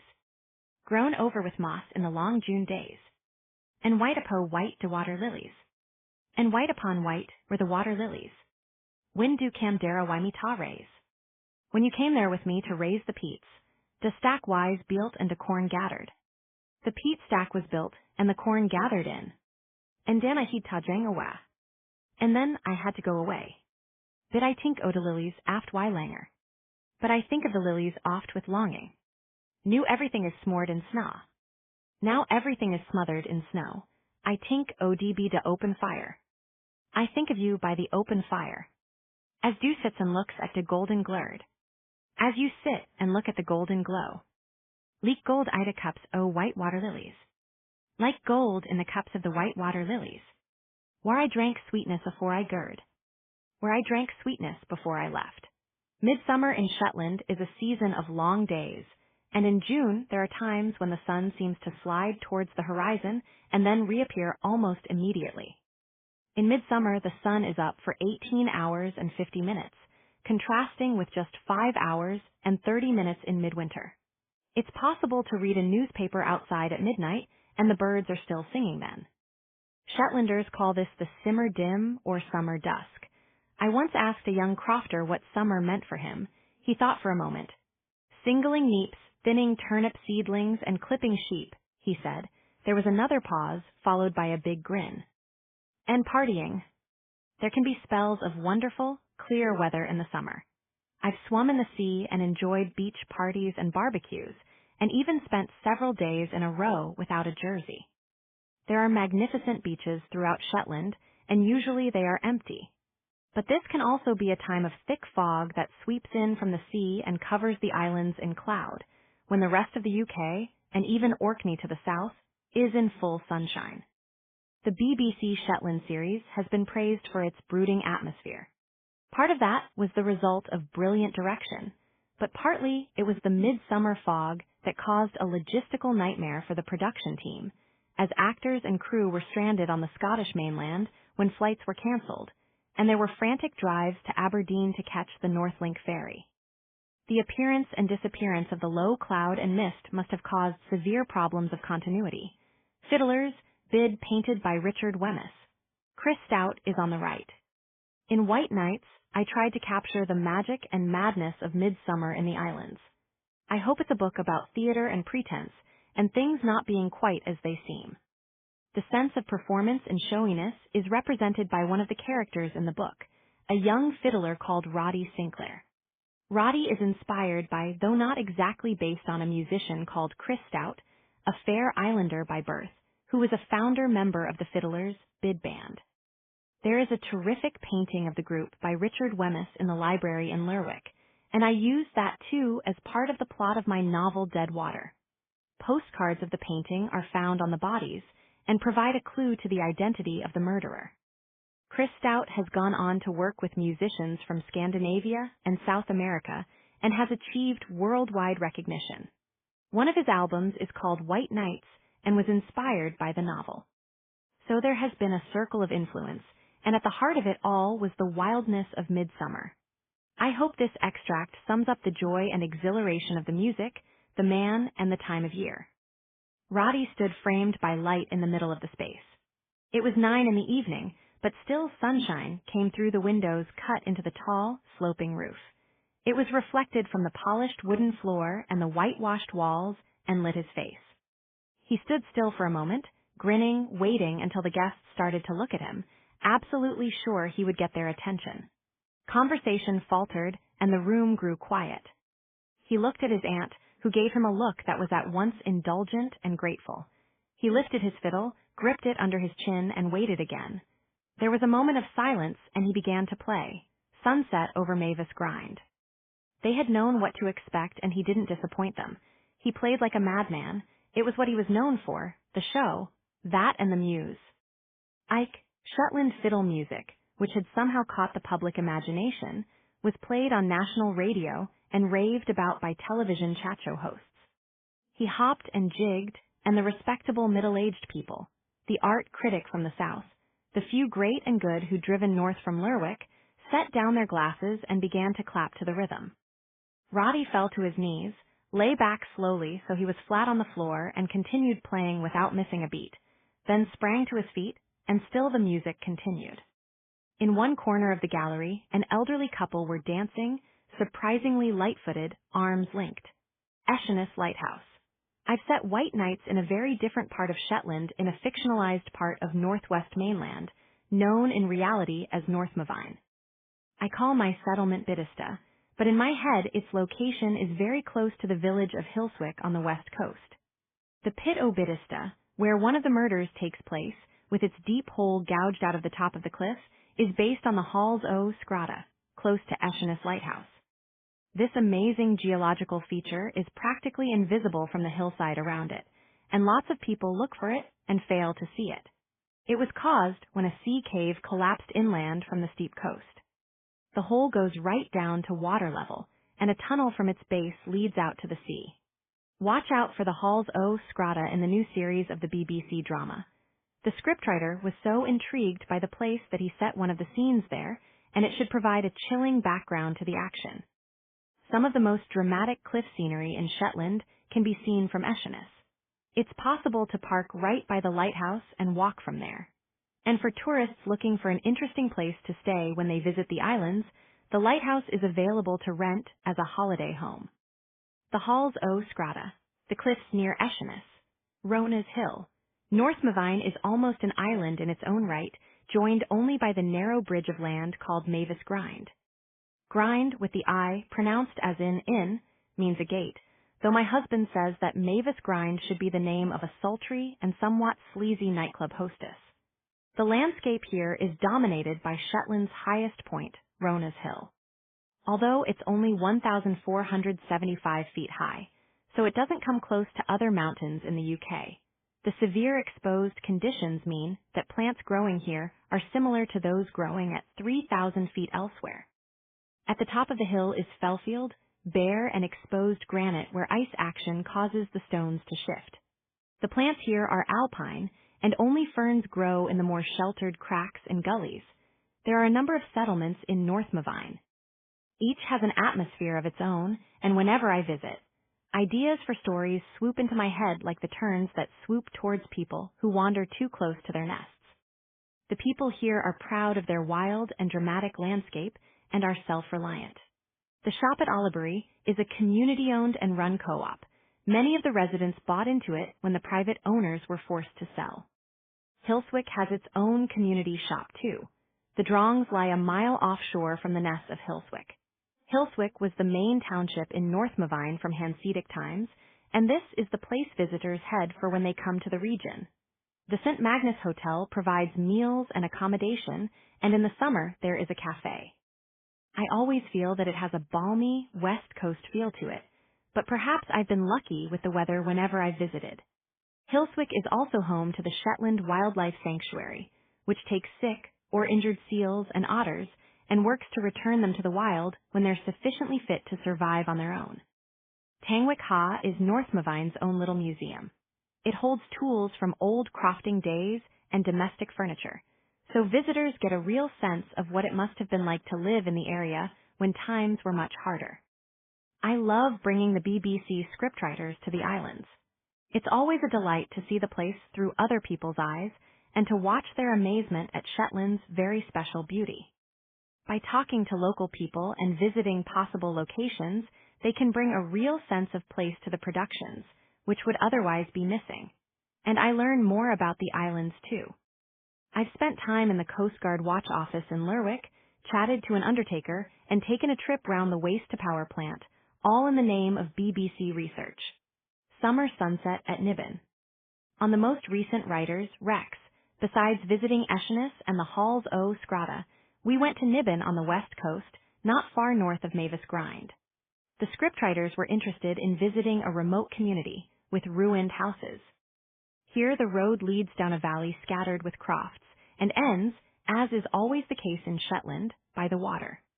Some of the land is still farmed and the houses still lived in, although many have been abandoned. The scriptwriters seemed haunted by this landscape, by the tattered remains of past lives still visible in the ruins. I look forward to seeing the result of the visit on screen. Part of the White Knight's plot centers around Bella, Roddy's aunt. She's an artist who owns a gallery that has been converted from a former herring house. In Wysdale on the west side of Shetland mainland, the Benhoga Gallery has been converted from an old water mill, and this certainly provided the inspiration for the gallery in the novel. The Wysdale Mill was founded in 1855 to mill barley and bara, a traditional grain still available in the islands, and its past reflects the history of 19th century Shetland. It was constructed on the instructions of the Black family, who cleared the Wysdale Valley and replaced people with sheep. There was little concern for the safety of the people who operated the mill, and there were 2 accidents during its operation. In both cases, it seems that pieces of clothing got caught in the machinery. In one incident, the miller, Andrew Lundy, was killed. When he hadn't arrived home for his tea, his wife went to find him and saw his body being carried round and round on the wheel. Her shock was so great, apparently, that she couldn't find the strength to go for assistance. Of course, if I were writing the story as a novel, I'd question whether her lack of action had some other motive. Ideas for fiction come from everywhere, and the tale of Andrew Lundy would make a great murder mystery for a writer of historical crime. Calder's Geo at Eshenes. Sheep shearing on Fair Isle. The gallery was opened in 1994 and is run by Shetland Arts. There is an upper floor gallery space, a small shop, and a very good cafe on the lower floor, built into the hill and looking out over the Kirgward burn that once powered the mill. The cafe is very popular with locals for lunch and afternoon tea, and usually when I visit I bump into someone I recognize. The tradition of home baking continues in most of the cafes in the islands, and the benhoga scones are particularly good. If the sun is shining, we like to sit outside and enjoy the view across the burn and down towards the Voe. The gallery curates 7 exhibitions a year and chooses to display work by local, national, and international artists and craftspeople. Short films are shown on the screen in the stairwell. The word benhoga means my spiritual home, and on its website Shetland Arts says it intends that the gallery should be the spiritual home of contemporary arts and crafts in the islands. Summer is the time when hill sheep are gathered up and clipped for their fleeces. I use the annual sheep gather, or caw, as a device to bring my suspects together on the hill in white nights. Again, it was helpful that I was able to draw on my own experience. All the observatory staff members were roped in to help with the sheep gather when I was working in Fair Isle. This is a task that's made much easier if there are more bodies on the ground. Besides, it's a community occasion and everyone on the island takes part. The islanders walk in a line across the hill, pushing the sheep ahead of them. When the beasts reach the dry stone wall that cuts across the width of the island, separating the hill from the lower land to the south, they're funneled into a pen and held there until they have been clipped. I was given a pair of clippers by Leag Willie, one of the older crofters, talked through some rudimentary training and told to get on with.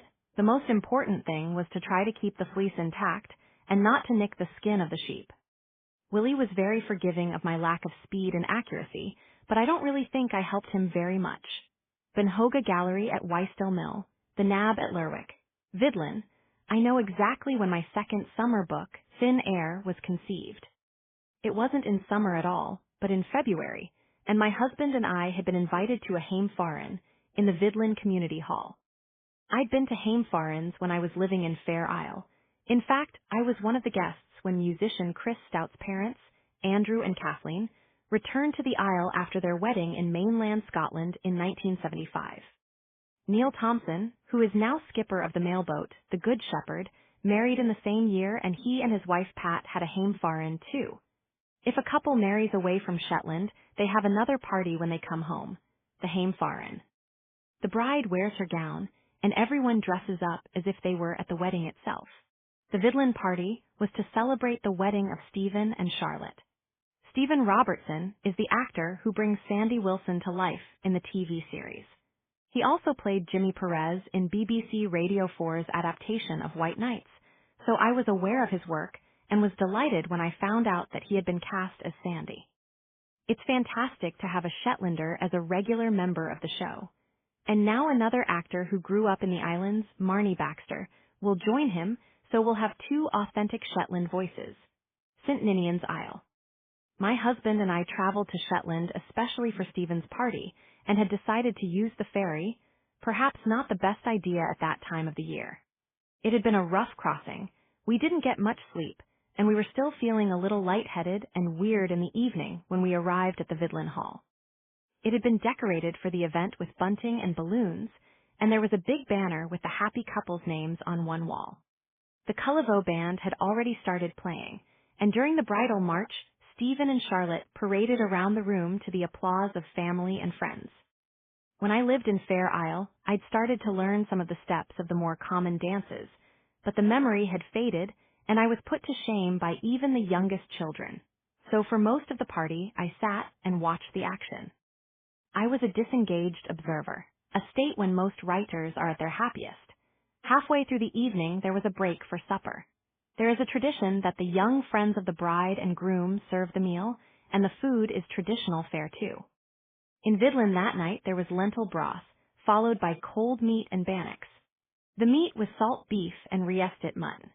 I was chatting to poet and broadcaster Mary Blantz, who is an old friend, and who coached actor Brian Cox on his accent when he played Magnus in the TV episode of Raven Black. She mentioned that the food we were being offered was known as bannocks and flesh in the islands, and just that phrase was enough to give me the idea for the start of my next novel. The word flesh, after all, comes with baggage. There is something sinister about it, especially if it's being eaten. It makes me think of cannibalism, and also reminds me a little of the ritual of Holy Communion. So it conjured up the traditions of the islands, but set them within a wider context. Sandwick Beach on Unst.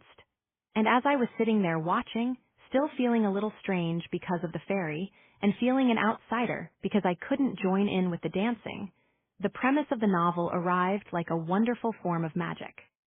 Sometimes a novel comes after weeks of deliberation, of grappling with stray notions and ideas.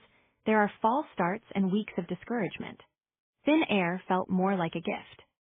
In the book, I would bring a group of educated 30-somethings from London to a wedding party in Shetland. They would bring with them the confidence of people who have a comfortable income and a sense that they understand the world better than the islanders, who seldom travel away from home.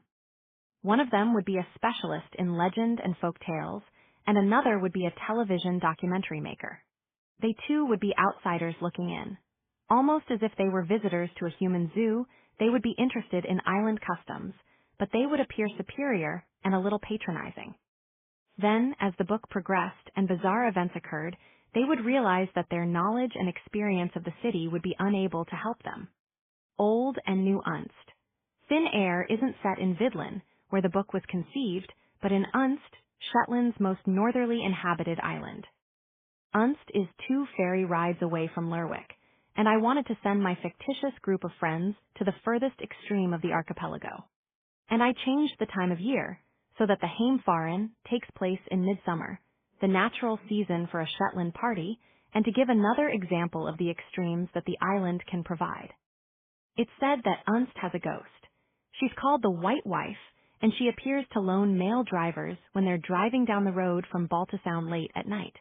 The Unst Brewery has named a beer after her.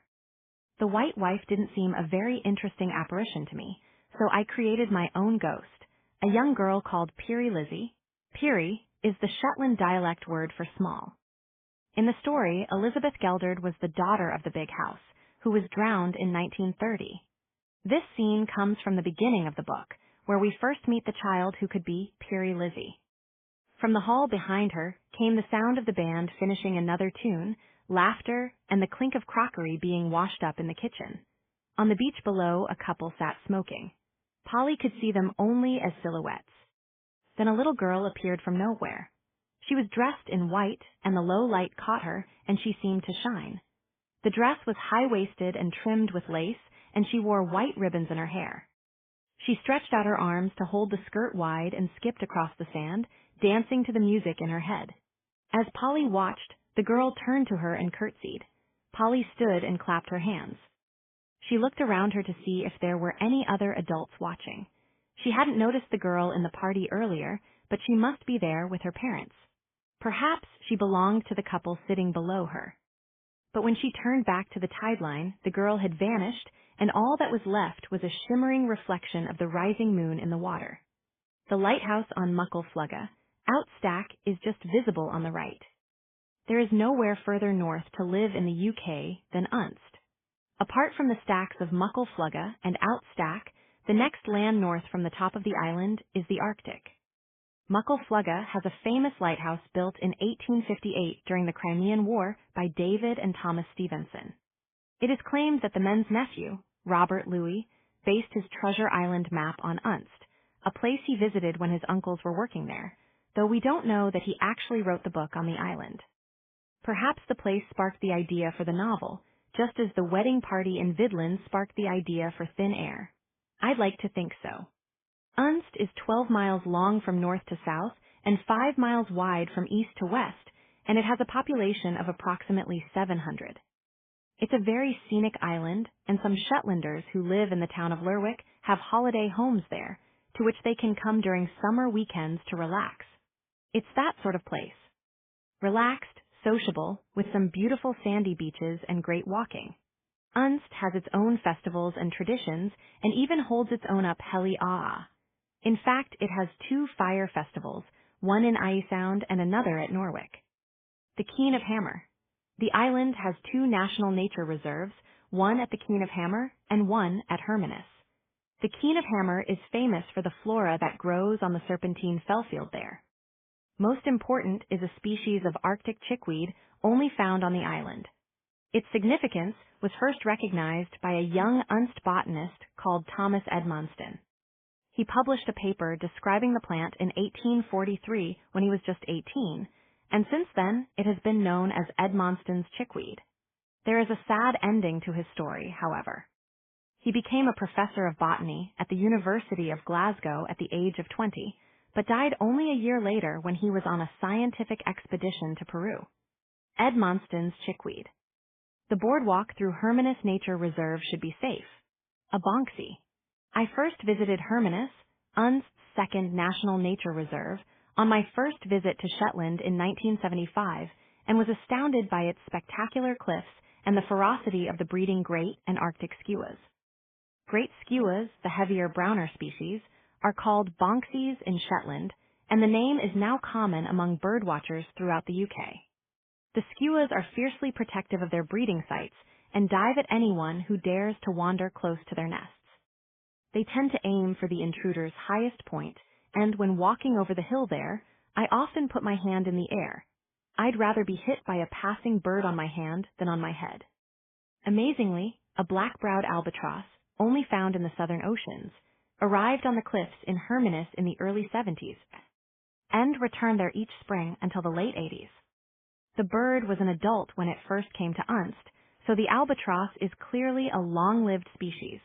In 1976, it even built a nest. Many birdwatchers made the pilgrimage to see it, and it was known affectionately as Albert. Looking south from the Nab Golf Course in Lerwick. The Tall Ships Race in 2011. If Shetlanders enjoy partying in summer, they also love visitors to come and party with them.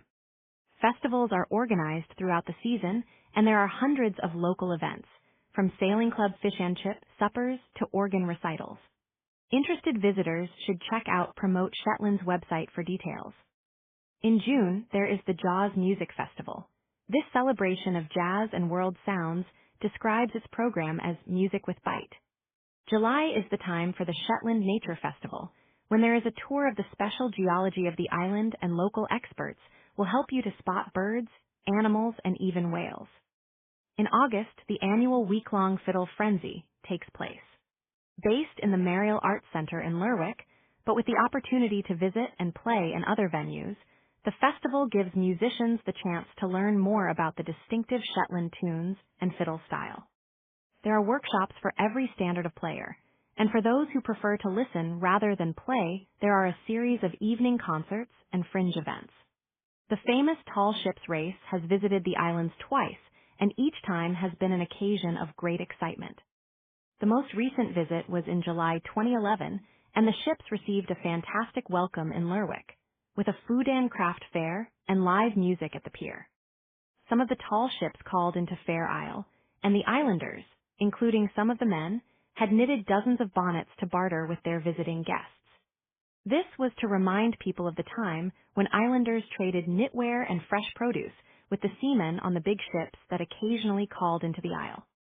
Unfortunately, the weather was unkind to Shetland for the 2011 race. There were unseasonal gales and rain, though the beautiful ship sailing away from Lerwick down the Sound still made a wonderful sight. Sunday Teas in North Row, 2015. I was in Shetland that week for a wedding. My friend's daughter had planned a ceremony on the site of the Ting, the ancient parliament. The nearby fields were owned by her uncle, and he was happy to give her the use of them. There were tents for supper and for dancing, but the wedding itself was planned to take place outdoors. Luckily, the rain held off until the couple were married, but the wind was so strong that the marquee sounded a bit like a grand boat under sail itself, as the canvas billowed and creaked in the gale. Perhaps this was appropriate, because the bride was a marine engineer who had worked on a sail training ship.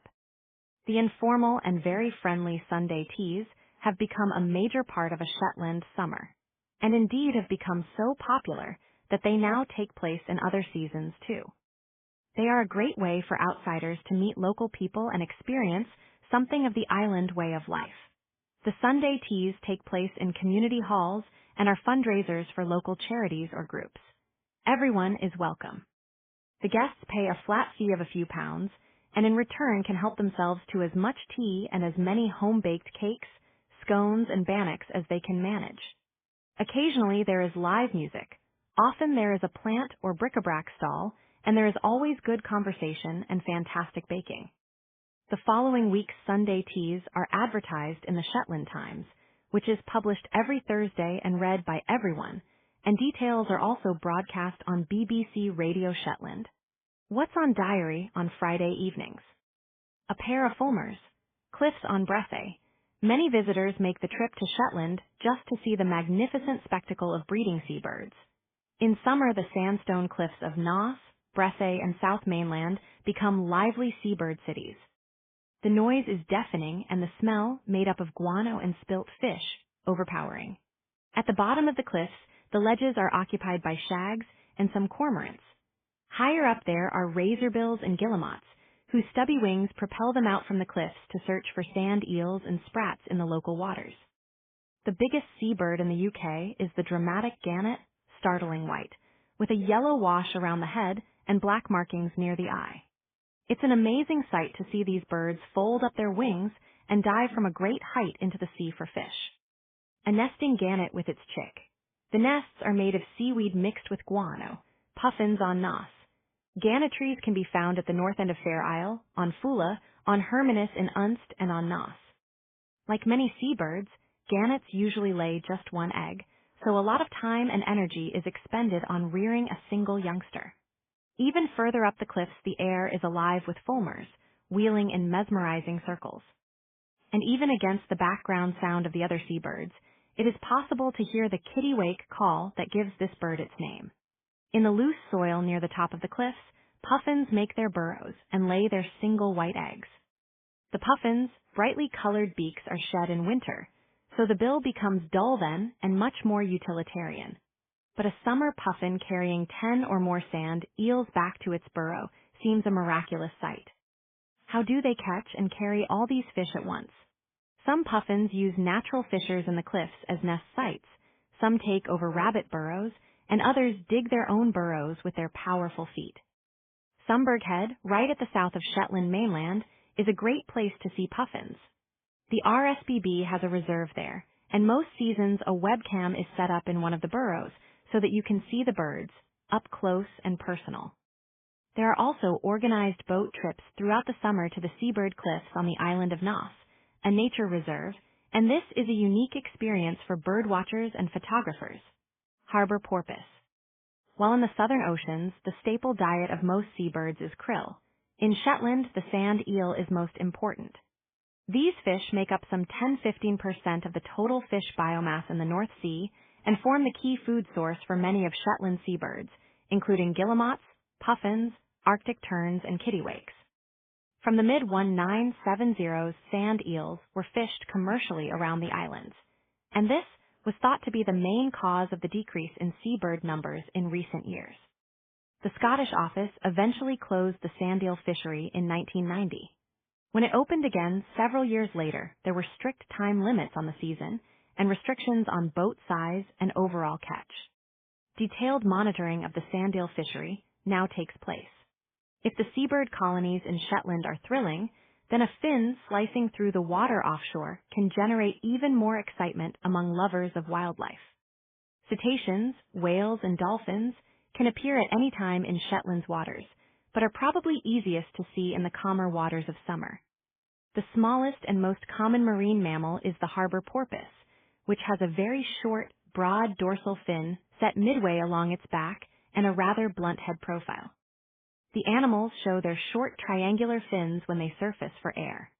Orcas, or killer whales, can also be seen at any time of the year, but they are more obvious in Shetland waters when they come inshore to hunt for common seal pups in June and July. They have been seen from the Queen's Hotel on the waterfront in Lerwick, a real bonus for the hotel's guests. The male orca is very dramatic, with a tall, black dorsal fin and a black body with white patches behind the fin and to the side of the head. The underparts are also white. The female orca has a smaller, backward-curving dorsal fin. These animals often travel in small family groups of 3 or 4 individuals. I remember the excitement caused when a group was seen from the Fair Isle mailboat on a calm summer crossing. A puffin with a beak full of sand eels. Orcas, a minke whale. A surfacing whale with a very long, sleek body and a small curved fin towards its tail is almost certain to be a northern minke whale, which can reach 23 to 33 feet long. This is the most common whale seen in Shetland waters, and animals reach their peak numbers in August. The usual sightings of minke whale. Are of single individuals, though groups of up to 15 have been recorded.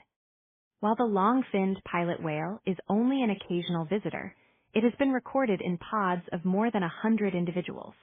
In the past, these animals were hunted by Shetlanders. If they were seen to enter a voe, the islanders would launch their boats and drive the whales into the shallow water, where they would be killed. Now, the pleasure for visitors and locals comes from the sight of these magnificent beasts, rather than from their slaughter. Other whale species are rare in Shetland, though humpbacks are gradually becoming more common, with between 1 and 3 individuals seen annually, usually in late spring or early summer. A range of dolphin species occur in Shetland's waters. Risso's dolphins have curved black dorsal fins and blunt heads and can be seen between April and November. In the deeper pelagic waters to the north and west of the islands, the Atlantic white-sided dolphin can be found. They can also be seen from the east coast of Shetland mainland and in the water between Sumburgh Head in South Mainland and Fair Isle.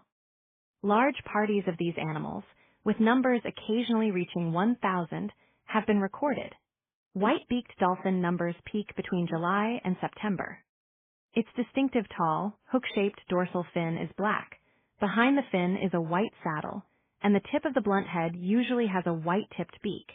Gray seals, gray and harbor or common, seals are easy to spot on Shetland shores, but some rare species of seal, normally found in the Arctic, visit too. One of these is the ringed seal, which has been recorded on a number of occasions.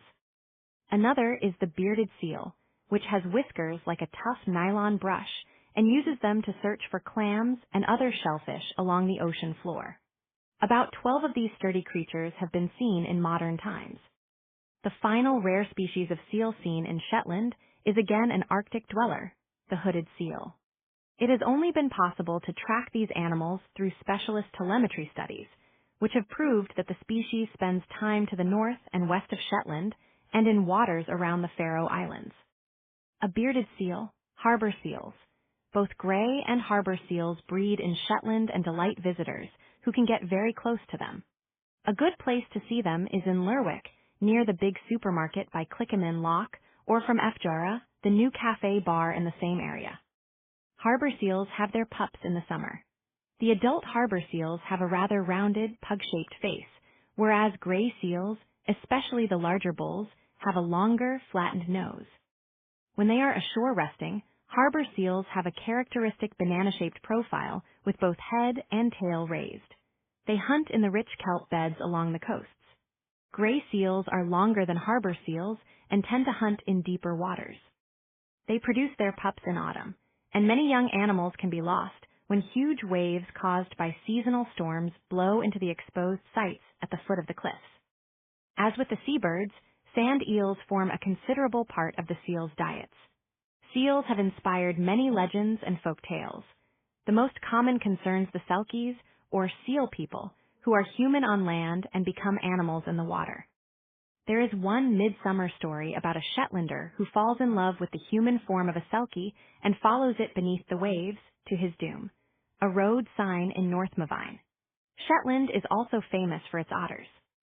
Unlike the rest of the UK, where they are most often seen in freshwater streams and rivers, otters here are found almost entirely on the coast. They hunt in the sea in sheltered bays, among seaweed, on small islets or boulder beaches, and their food consists of a variety of inshore fish, although they also take crabs. Signs indicate where drivers should take care of them crossing the roads. While there are no otters present in Fula or Fair Isle, there are perhaps 1,000 individuals in the other islands. Otters usually have 2 young or kits, born between May and August. While in mainland Britain otters are largely nocturnal, because of increased summer daylight, they have become accustomed to diurnal living in Shetland, and it's possible to see them at any time of the day. A traveler waiting for an inter-island ferry has a good chance of glimpsing an animal close to the breakwaters, because these large boulders are ideal sites for an otter holt, an otter on the beach. The Simmerdim. Sunset on the summer solstice 2015 at the northern tip of Unst. Midsummer is the time to experience one of the more magical Shetland moments, something that brings the sea, the wildlife, and the history of the islands together in one place.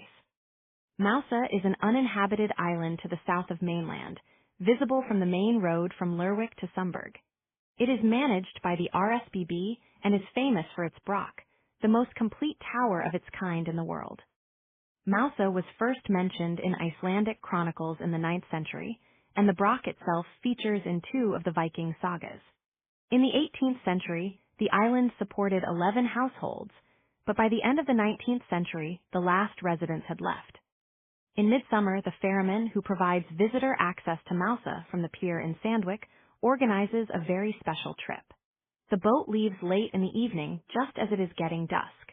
In May and July, the departure time is 10:03 p.m. And in June, it's 11 p.m. on a fine, clear night. It's a magical experience to travel to the small island in the strange half-light of a Shetland midsummer, which local people call the Simmerdim. We made the trip with local friends who came well prepared, with flasks of hot tea and extra warm clothing. A storm petrel nesting in the wall of Mousa Broch, right. As we walked towards the broch, it was still light enough to see how well the tower had been preserved, and to marvel at the skill that went into the building of it. It's even possible to climb the steps between the double skin of the outer wall and stare out from the lookout points, as people must have done centuries ago. As it grew darker, we began to hear noises from the walls of the broch and from the ruined field walls close by. It sounded a little like the murmuring of small mammals. Then we were aware of the movement of tiny bat-like birds flying into the island, black and shadowy against the gray dusk sky. These were storm petrels, which feed during the day at sea and use the half-light to protect themselves from predators as they return to their nests to feed their young. When the small boat returned to Sandwich, the darkest period of the night was already over. We were chilly by then and glad of the extra clothing we had brought with us. As we drove north to Bray, where we were staying, we could see the sun already sliding up from the horizon to mark a new day. Tourist boat passing Mousa Broch, looking back at Fair Isle. Shetland Wren by Jack Renwick, 1924-2010. Gale shrieking to the high heavens. Gale shrieking to the high heavens. Why a hail-laced fury o' rain? With a hail-laced fury of rain. O'er a tangle twistin'. Warblade trushin'. Over a tangle twisting, seaweed thrashing. Froden fish kettle o' a sea. Frothing fish kettle of a sea. Aerial bracken, poor cutting, mains burstin', aerial breaking, power cutting, mains bursting. Wire snappin' neater in a poshin. Wire snapping natron array. And man smiles a limpet. And man, tiny as a limpet. Ogen into his shell. Crawling into his shell. Dan silence. Then silence. And in a sudden ray o' sunlight. And in a sudden ray of sunlight. A pury brune wren singin'. A little brown wren singing. Autumn is a season of the equinox, of fierce gales and big tides. The wind seems to be predominantly westerly, as Atlantic lows chase across the sea from North America. I was interested in exploring in a novel the theme of obsession, and of emotion that grows and becomes uncontrollable. A Shetland autumn seemed a good backdrop for a novel about stormy passions and irrational behavior. I very much wanted to set a book in Fair Isle too. Although I visit it less often now than I'd like to, this is still the place in Shetland that I know best. It's where Jimmy Perez was born and where his fictional family lives and works. Blue Lightning takes Jimmy back to his birthplace, and in a sense it takes my love of crime fiction back to its roots too. Golden Age detective stories were my introduction to the genre. I loved the tales of Dorothy L. Sayers and Marjorie Allingham. I read widely as a young woman, but always went back to traditional crime fiction for my comfort reading. If I had a cold or had been dumped by my boyfriend, those were the books I returned to for escape and reassurance. In Blue Lightning, I decided to write a book set in an enclosed community without access to the outside world, a setting beloved by Golden Age detective novelists. Agatha Christie made the device work for her with a train stuck in the snow and a boat on the Nile, but it was the wild autumn weather of Shetland that enabled me to follow the same format. The Fair Isle Ferry. There are times throughout the year when Fair Isle is cut off from the Shetland mainland for a few days. But in autumn, a big sustained gale means that it can become isolated for even longer. The mailboat, the Good Shepherd, is hauled out of the water right onto the shore to keep it safe, and the small planes stay away. When I worked in the observatory, those were the times when some visitors fretted, because no matter how influential or wealthy they were, there was no way they could escape from the island. They had to cancel their business meetings, alter work schedules, and just sit out the storm. And when our supplies grew low in the kitchen, we baked our own bread, as islanders would have done before the regular mailboat service. In this situation, Jimmy Perez would be without the help of a pathologist or crime scene investigator, for it would be impossible to send samples off to the forensic lab. He'd have to solve the crime using his knowledge of the island and his own intelligence. Bunnis and Fair Isle havens with bird observatory sheds in the foreground. In this extract, Jimmy Perez and his fiancée Fran arrive into Fair Isle by plane just before the weather deteriorates so much that travel becomes impossible. Fran sat with her eyes closed. The small plane dropped suddenly, seemed to fall from the sky, and then leveled for a moment before tilting like a fairground ride. She opened her eyes to see a gray cliff ahead of them. It was close enough for her to make out the white streaks of bird muck and last season's nests. Below, the sea was boiling.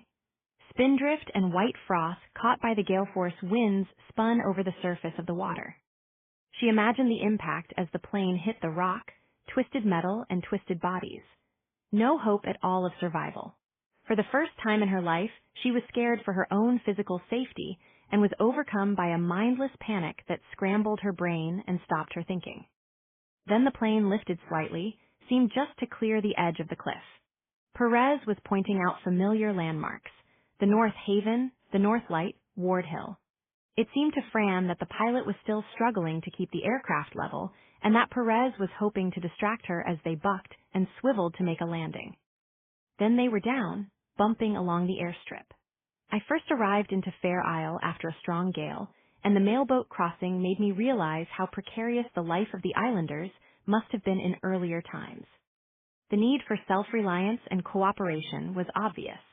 When I reached the North Haven, the natural harbor where the Good Shepherd is moored, it seemed as if the whole island had turned out to help unload the boat. Many of the goods were carried to the south end of Fair Isle, where most of the residents live, on the back of an ancient lorry. Groceries were for the shop, and mail was for the post office. These days, the post office is also located in the shop at Stackhull. Occasionally, a new car would be transported on the boat and winched ashore. Sometimes the boat carried livestock, building materials, and often there were passengers. Relatives visiting for a break, kids home for school holidays, and holidaymakers who planned to stay at the bird observatory or at one of the crofts that offered bed and breakfast. Even today, when the scheduled plane service is much more frequent than it was 40 years ago, some visitors choose to arrive into the island by boat. It's very much cheaper than the plane, and there is always the chance of seeing a rare bird on the way across, or a pod of orcas or dolphins showing off. In calm weather, it's a wonderful way to catch a first glimpse of the isle. The Good Shepherd leaves Fair Isle early in the morning and picks up its cargo and passengers at the pier at Grutness, which lies close to the airport and Sunburg Head. There is nothing at Grutness except the jetty and a small shelter, where passengers can wait out of the rain. Once a fortnight in the summer, the boat goes all the way to Lerwick. This is a much longer journey, but it means that fair islanders can make a day trip to town. Lerwick must seem very busy in comparison to Fair Isle. I always wonder how the 11-year-old children who come from the small islands to board in the Anderson High School find their new life, away from their family in a town with streetlights, noise, and traffic. I used the experience of moving from Fair Isle as a youngster to board in the high school as part of Jimmy Perez's backstory, another way to make him an outsider. The Fair Isle South Light, Lerwick. Lerwick is home to approximately one-third of Shetland's residents. The north end of the town is very much a working place, with a thriving fishery, a college, and a small industrial estate. In Grimista is the waste-to-power plant. Here waste collected from the islands, and from Orkney, is incinerated to provide hot water to heat the Gilbert Bain Hospital, Lerwick schools, and some of its homes. This is another example of Shetland's desire to be self-sustaining, and the Shetland scriptwriters and I had a very interesting tour of the plant on our last Rex. It plays a major role in the plot of the new series. On the outskirts of Lerwick, there are two supermarkets, but the main street, Commercial Street, known to everyone as the street, remains much as it was when I first knew it. Commercial Street, the ferry to Bressay. For locals, a shopping trip down the street can take a long time. It's impossible not to meet people you know and stop for a chat. On the shore side, small alleys lead down towards the Victoria Pier, where some of the grand cruise ships are moored. Close by, the ferry departs on its regular trip to the island of Bressay on the other side of the Bressay Sound. It's become so common to commute to Lerwick that the Bressay Island School has recently closed. It seems that it's more convenient for people to bring their children to school in Lerwick on their way to work. On one of these sea-facing alleys sits the Peary Shop Cafe, which provides good coffee and even better home bakes and homemade soups. On the other side of the street, the alleys are steep and narrow and lead up to the town hall and the library. These are known as the lanes. At the pier end of Commercial Street is the Market Cross, where the Up Heli Ah bill is posted in January each year. In Commercial Street, in 1858, there was a real and very sad case of murder. The Spectator of 10 April of that year wrote, "A fearful tragedy has occurred in Lerwick. A merchant has killed his wife, 3 of his children, and himself.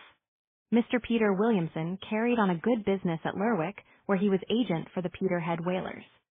The article went on to describe how the brutal murders were carried out, and how the oldest son survived the attack and a 5th child was away from home. In modern crime fiction, we're much concerned with motive, but in this case, Williamson's motive seemed unsatisfactory. The Spectator talked about an insane impulse, and continued, "An alteration in his manner had been observed of late. He had lost a very intimate friend." In the time just before the murders, Williamson had become obsessed with the work of Cackcraft the hangman and with notorious murderers. The fascination with celebrity killers strikes a contemporary note, and as with the Wystell Mill case, I'd love to read a piece of historical crime fiction set around the event. Whatever the motive for the tragedy, this incident must have deeply shocked the close community in the street and Shetlanders as a whole. A cruise ship in mist off Lerwick. Close to the Market Cross in Lerwick is the Lounge. The bar looks a little rough from the outside, and indeed from the inside, but this place is a Shetland institution. Upstairs in the Lounge, every Wednesday throughout the year, musicians gather to entertain themselves and other people. If a visitor were to wander into the bar in the early evening, he might find a group of young people playing traditional tunes.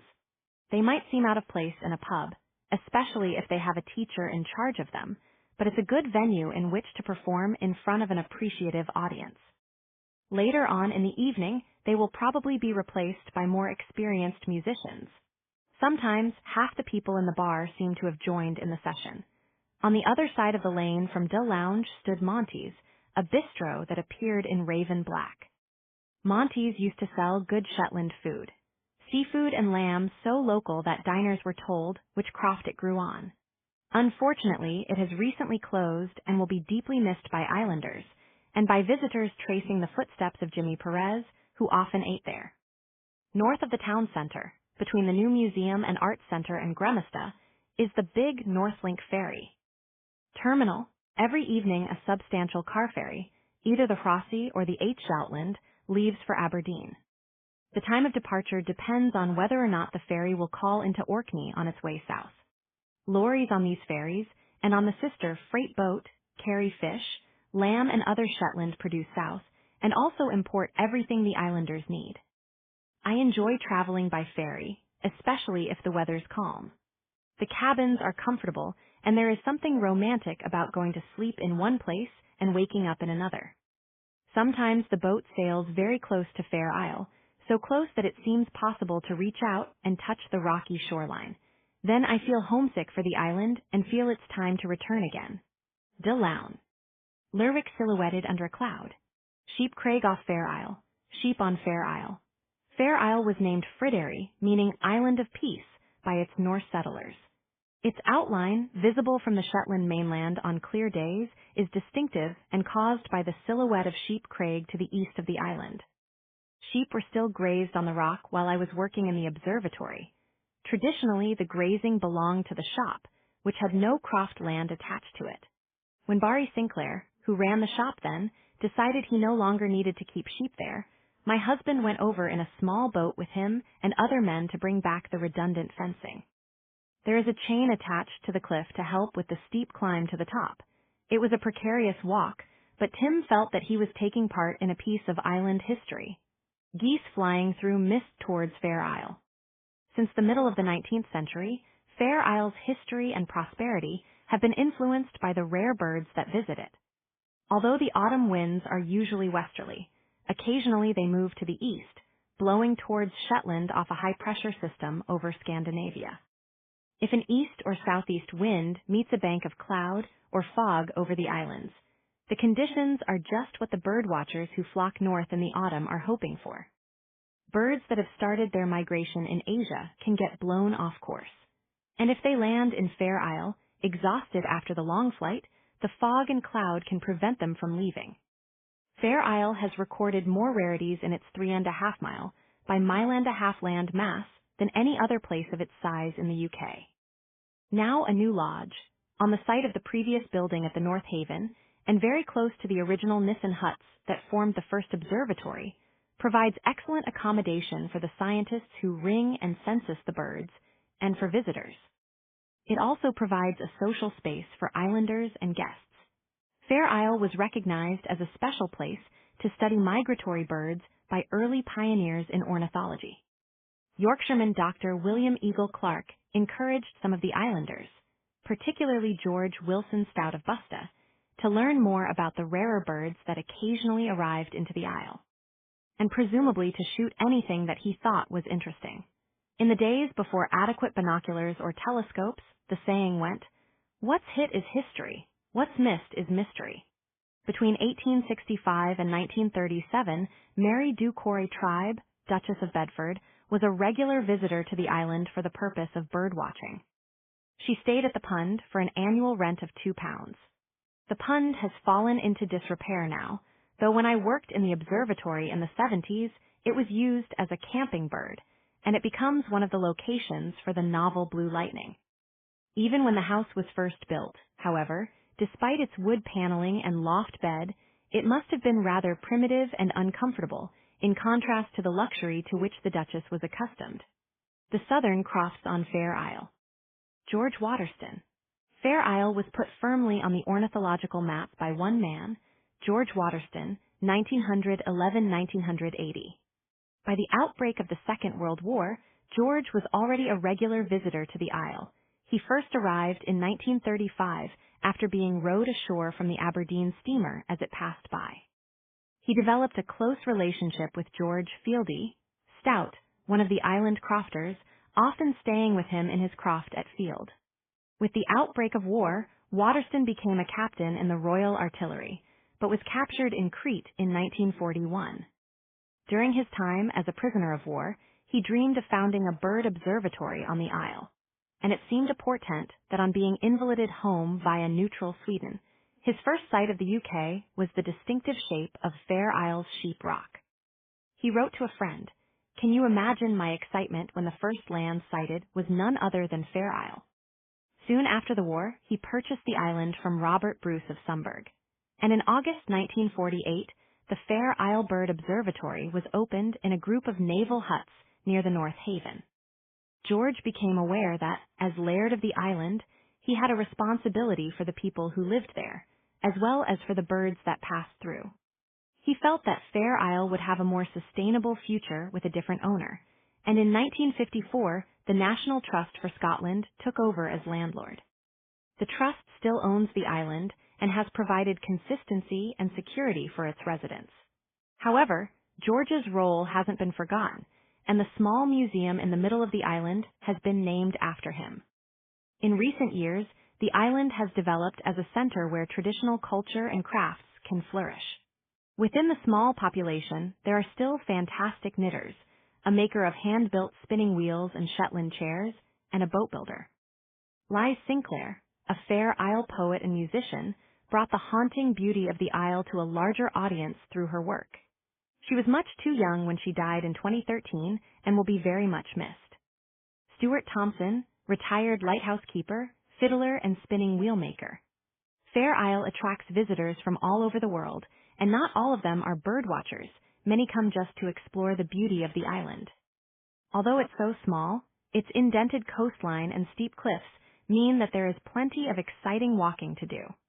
Craftspeople want to meet the residents who keep the traditions alive, and many visitors develop friendships that last for numerous years.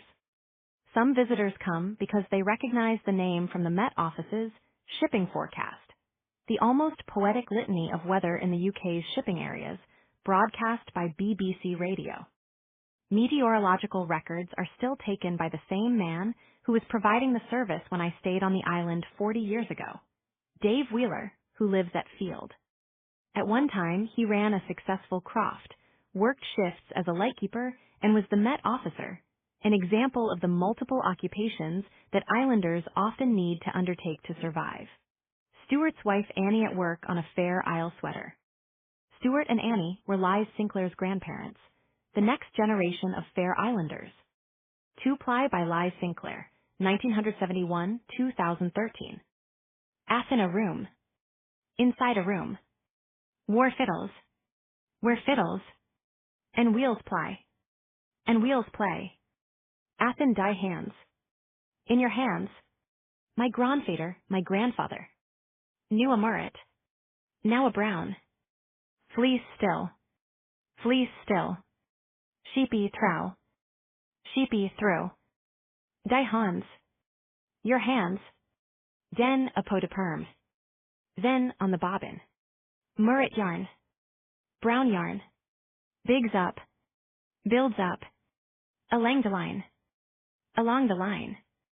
Oh hooks. Of hooks and as I ply. And as I play. The old tunes. The old tunes. Do's learnin' me. You're teaching me. Do sets. You set. My doister.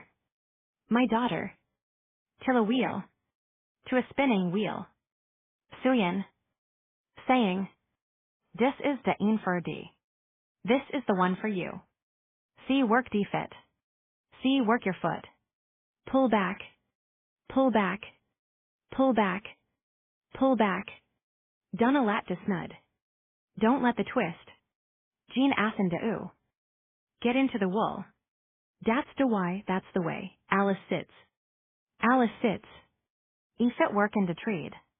One foot working the thread. De titter, dancin'. The other, dancing.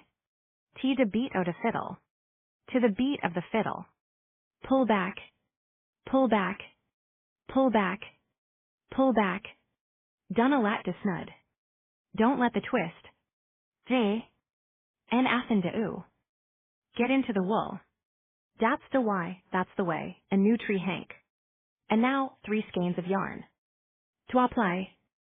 2 ply. E strand o her yarn. 1 strand of her yarn. Why e strand o dine, with 1 strand of yours, Fula. Fula is another remote, inhabited island to the west of Shetland, and it too attracts rare migrant birds and the bird watchers who seek them. Though it is similar in land, size to Fair Isle, a visit to Fula is a very different experience. Perhaps because the island is still in private ownership, the community is less cohesive. There is the potential for tourism in Fula. The cliffs are second in height only to St. Kilda in the Hebrides, and the island is beautiful, but there is little accommodation for visitors. The self-catering cottage is some distance from the jetty, and because there is no shop in Fula, all food and drink have to be taken in. There is a regular plane service, but it isn't as frequent as the one to Fair Isle, and the boat times can be a little erratic. Fula is well worth the effort it takes to stay there, and the islanders welcome visitors, but the trip should be considered an adventure. Rough seas off Fair Isle. Birdwatchers aren't the only enthusiasts who migrate to the islands in the autumn, though. In late September or early October, Shetland hosts its famous Wool Week. Knitters, spinners, and dyers from all over the world make the pilgrimage to the home of Shetland wool and Fair Isle patterns. Until I met an American visitor who was playing a major part in the event, I hadn't realized that there was such a thing as a field guide to sheep. Each year there are workshops, master classes, and exhibitions, and events take place in venues from the southern tip to the most northerly island of Unst, which is best known for its knitted lace. Autumn is also the time when Shetland celebrates film and literature, with its screenplay and wordplay festivals.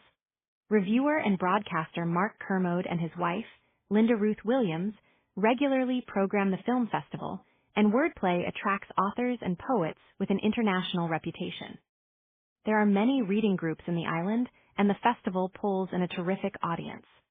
Crime fiction, especially Nordic crime fiction, is particularly popular. And in 2015, Shetland Noir hosted writers and readers from Iceland and Scandinavia, as well as from Scotland and England.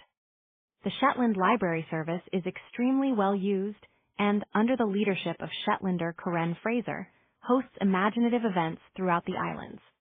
One of these was the 24-24 Challenge, which took place in September 2014 and gave me another and very exciting perspective on the islands. The project took me, BBC radio producer Joe Haddo and other writers, to some of the more remote communities in Orkney and Shetland. And we had just 24 hours to complete the challenge of organizing reading events in 24 of the Orkney and Shetland Isles. The idea came from Stuart Bain, who works for Orkney Libraries in Kirkwall, when we were in a small plane flying back to Kirkwall Airport from North Ronaldsay, the Orkney island closest to the Shetland archipelago. He and I had been there to celebrate the service provided to the small islands by the library, and the response from islanders to an author visit was astonishing. We decided to extend the project and acquire some well-needed publicity for the great work done by the library service in remote and rural areas. While Orkney and Shetland are very different island groups, Orkney is gentler, more fertile, and much nearer to the Scottish mainland. They have much in common, and the challenge provided an opportunity for the two communities to work closely together. I couldn't undertake the project all by myself, of course, but the idea seemed to catch the imagination of readers and writers in both archipelagos. St. Magnus Cathedral in Kirkwall opened late in the evening for readings of ghostly tales, and my Danish publisher, who happens to be a Shetlander, translated one of my short stories into the Shetland dialect, while fellow published authors, both from the islands and from outside, turned out to help.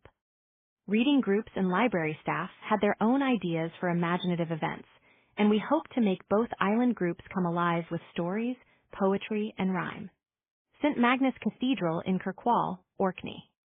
I started in Orkney, with a visit to the school in Papa Westray, which involved taking the shortest scheduled flight in the UK, from Westray. The school children helped me count down to the beginning of the challenge, and after several events in Orkney, I took the midnight boat to Shetland and arrived in Lerwick at 7:3 a.m., in time to chat to commuters on the Bressay ferry into the town. Then I jumped into the mobile library and was driven to the islands in the west that can be reached by bridge. We stopped at Burland, in the island of Trondra, where we saw how lovingly some of the traditional crofting methods and species have been preserved. We were treated to fiddle music and home bakes too, a great example of Shetland hospitality. Muckle Row Bridge. The twin-bridged islands of East and West Burra lie to the south of Trondra, and both of these counted towards our target of 24 islands. I chatted to the children in Hamnavoe School. Hamnavoe is a pretty village, which has thrived since the bridges were built and has attracted people who can now commute to Lerwick. There was great interest in our visit within the school, because some of the pupils had taken part as extras in one of the episodes of Shetland when filming took place on their island. I did a meet and greet in Eastborough, chatting to the people who turned up at the mobile library stop to share their passion for crime fiction. Borough has some of the most beautiful beaches in Shetland. Neil Sands is one of my favorites, but there was no time to explore the coastline that day. The clock was ticking and we had to move on. Hamnevo, Muckle Row from mainland. I arrived at the community hall in Muckle Row just as the Gruffalo was entertaining the preschool children. The Gruffalo had been a great hit in Orkney, but the costume provided by Julia Donaldson's publisher was so bulky that it was impossible to transport it in time to Shetland. Luckily, the children's character had featured in one of the Up Helly Ah sketches, and the squad that had performed with him was happy to lend its costume to us for the occasion. Muckle Row is reached by a very small bridge from the west of Shetland mainland beyond Bray. If the tide is right, it's possible for a boat to pass underneath the bridge. In Muckle Row, there was just time to greet the children and their parents, and time for tea and more cake before we had to set off again. Here I left the mobile library and was collected by some colleagues from Pan Macmillan to begin the drive north towards our final destination, the island of Unst. But before we arrived in Unst, we had to pass over the island of Yell. For many visitors, Yell is just that, a means to get to Shetland's most northerly communities in Unst, but it is certainly worth a visit in its own right. Writer Louise Welsh was based here for the 24-Island Challenge, before joining me for our event in Unst. The ferry leaves the pier at Toft in the north of mainland, crosses Yell Sound, and arrives into Ulster. Driving north to catch the onward ferry from Gutcher, it's tempting to believe that the island is one big peat bank. And indeed, peat is still regularly cut here in the spring, sometimes by machine, but often by the traditional method, using a tushkar, a tool that has been used for centuries to cut the wet fuel and to lift the blocks into stacks to dry. However, it's worth deviating from the fast road north to explore more of the island. Burrivo faces south and was one of Yell's most important settlements during the time of Hanseatic trade. It has a local museum and interpretive center in the Old Ha, a house dating back to 1672. Mid-Yell is the island's largest community and has a secondary as well as a primary school. In Thin Air, some scenes take place in an art gallery in Yell, and the island does have its own gallery in Selifirth. Whenever I visit, I'm tempted to buy, because the Shetland Gallery exhibits some of the best of the island's contemporary art and high-end craft. And NBS. P. West Sandwick Beach on Yell, the Old Ha, Burrivo, Yell. Our 24-hour challenge ended in Unst, in the school in Baltasound, which hosts the UK's most northerly library.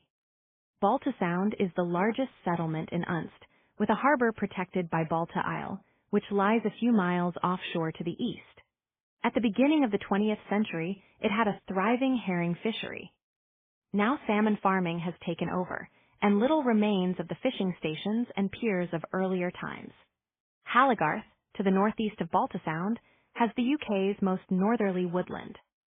The garden is famous as a good place to look out for migrant birds, and my husband has spent many hours staring into it with his birdwatcher friends. That day in September, however, we had no time for sightseeing. We arrived in Baltasound with only minutes to spare before the 24 hours ran out. The library assistant was running a session for preschool children, and just as children in Orkney had marked the start of our challenge, so the bairns in Unst counted us down to celebrate the end of it. By the end of autumn, the days are getting shorter again. The seabirds have left, and the ravens have the cliffs to themselves. There are no more cruise ships in the harbour in Lerwick. Shetlanders prepare for the festivities of Christmas, Hogmanay and Up Helly Ah, and for the cycle of the year to begin once more. Sunset on Unst, Neil Beach, Burra, conclusion. Shetland is a landscape of contrasts. There are sheltered voes and beaches and dramatically exposed cliffs. Lush meadows full of wild flowers in the summer and bleak hilltops where only the hardiest of plants will grow. With the changing seasons, the character of the place shifts as the dark days of winter give way to the light nights of summer. In the islands, traditions are valued and celebrated, but new technologies and ways of working, especially in energy and fishing, are embraced. Shetland is the most remote place in the UK to live, yet often it feels at the heart of the artistic and cultural life of the nation. I find it welcoming, intimidating, and inspiring. Shetlanders have been unfailingly gracious about an outsider's attempts to capture the spirit of their home in fiction, and have encouraged me to celebrate the islands in this book. I hope it will persuade more people to travel north to experience Shetland's bleak beauty and to form their own relationship with a very special place. Author ACKNOWLEDGMENTS. I'm a writer of fiction and find facts hard and troublesome things, so I was very grateful for help in the writing in this book. I'm indebted to the books of Charles Tate and Jill Slee Blackadder for sending me in the right direction. Thanks to Tim Cleeves for his research into the natural history of these beautiful islands, for sharing his passion for wildlife and his attention to detail. Thanks to Paul Harvey, Injirid Yoonson, and Jim Dixon for helping to identify some of the images, and to Karen Fraser of Shetland Library and the staff of Shetland Archives for finding the remarkable story of the Victorian Lerwick murder. Most especially thanks to Mary Blance for all her support and advice, and for her sensitive translation of the dialect poems. Picture CREDITS.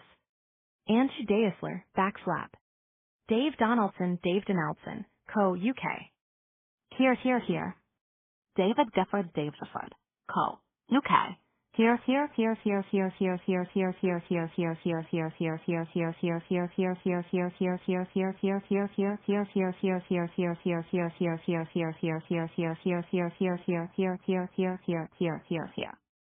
Dave Wheeler Photography, com.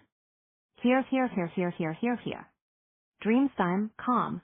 Aikawa here, Olfiofer here, Brochman here, Dudo here, H368K74 here, H Kuchera here. Lola Jeng here, Markandrella Turnu here, Merceeks here, Misha 72 here, Orion 9NL here, Panelot here, Polygent here, Photonics here. Gemma Dagger, Co. UK. Here. John Simpson, Walsay Golf Club, here. Rachel Davis, Vagabond Baker, com. Here.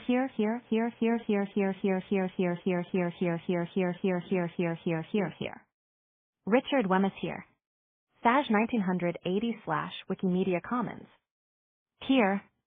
Scottish Ornithologists, Club Archives, www.thesoc.org UK. Here. Shetland Museum Photographic Archive. Here. Shutterstock, com. ABB Photo here.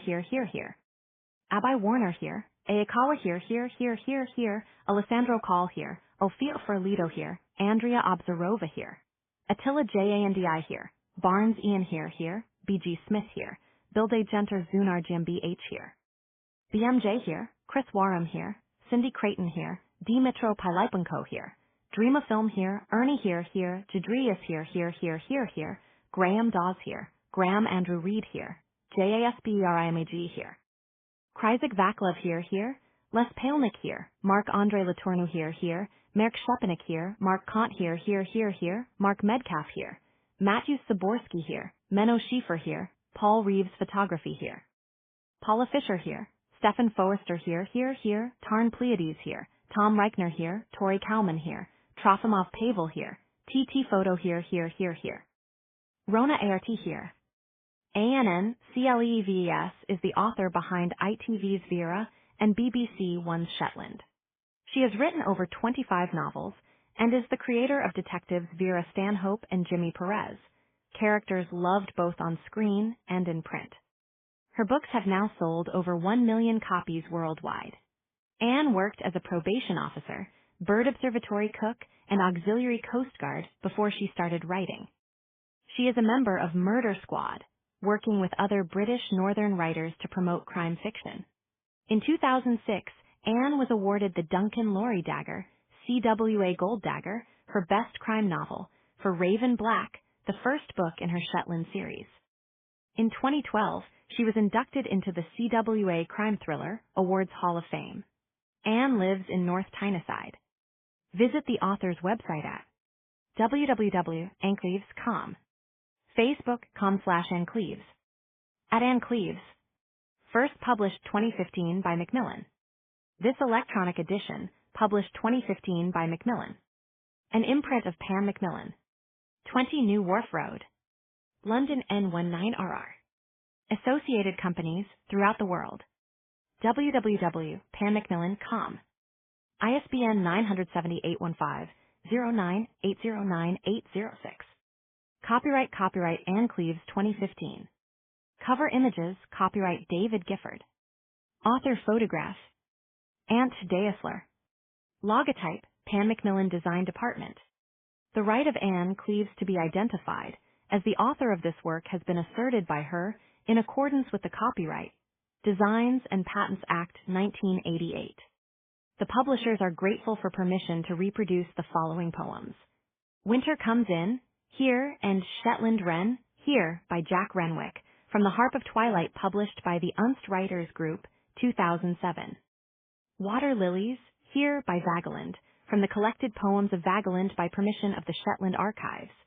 Vorday, Here, by Lolly Graham, from Love, Liebrach sang by permission of Mary Graham.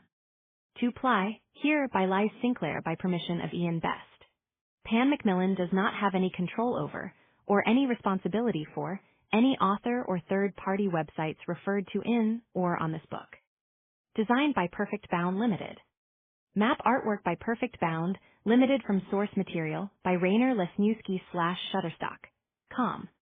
You may not copy, store, distribute, transmit, reproduce, or otherwise make available this publication, or any part of it in any form or by any means, electronic, digital, optical, mechanical, photocopying, recording, or otherwise, without the prior written permission of the publisher.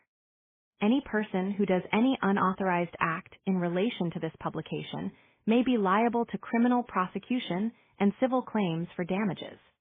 A CIP catalog record for this book is available from the British Library.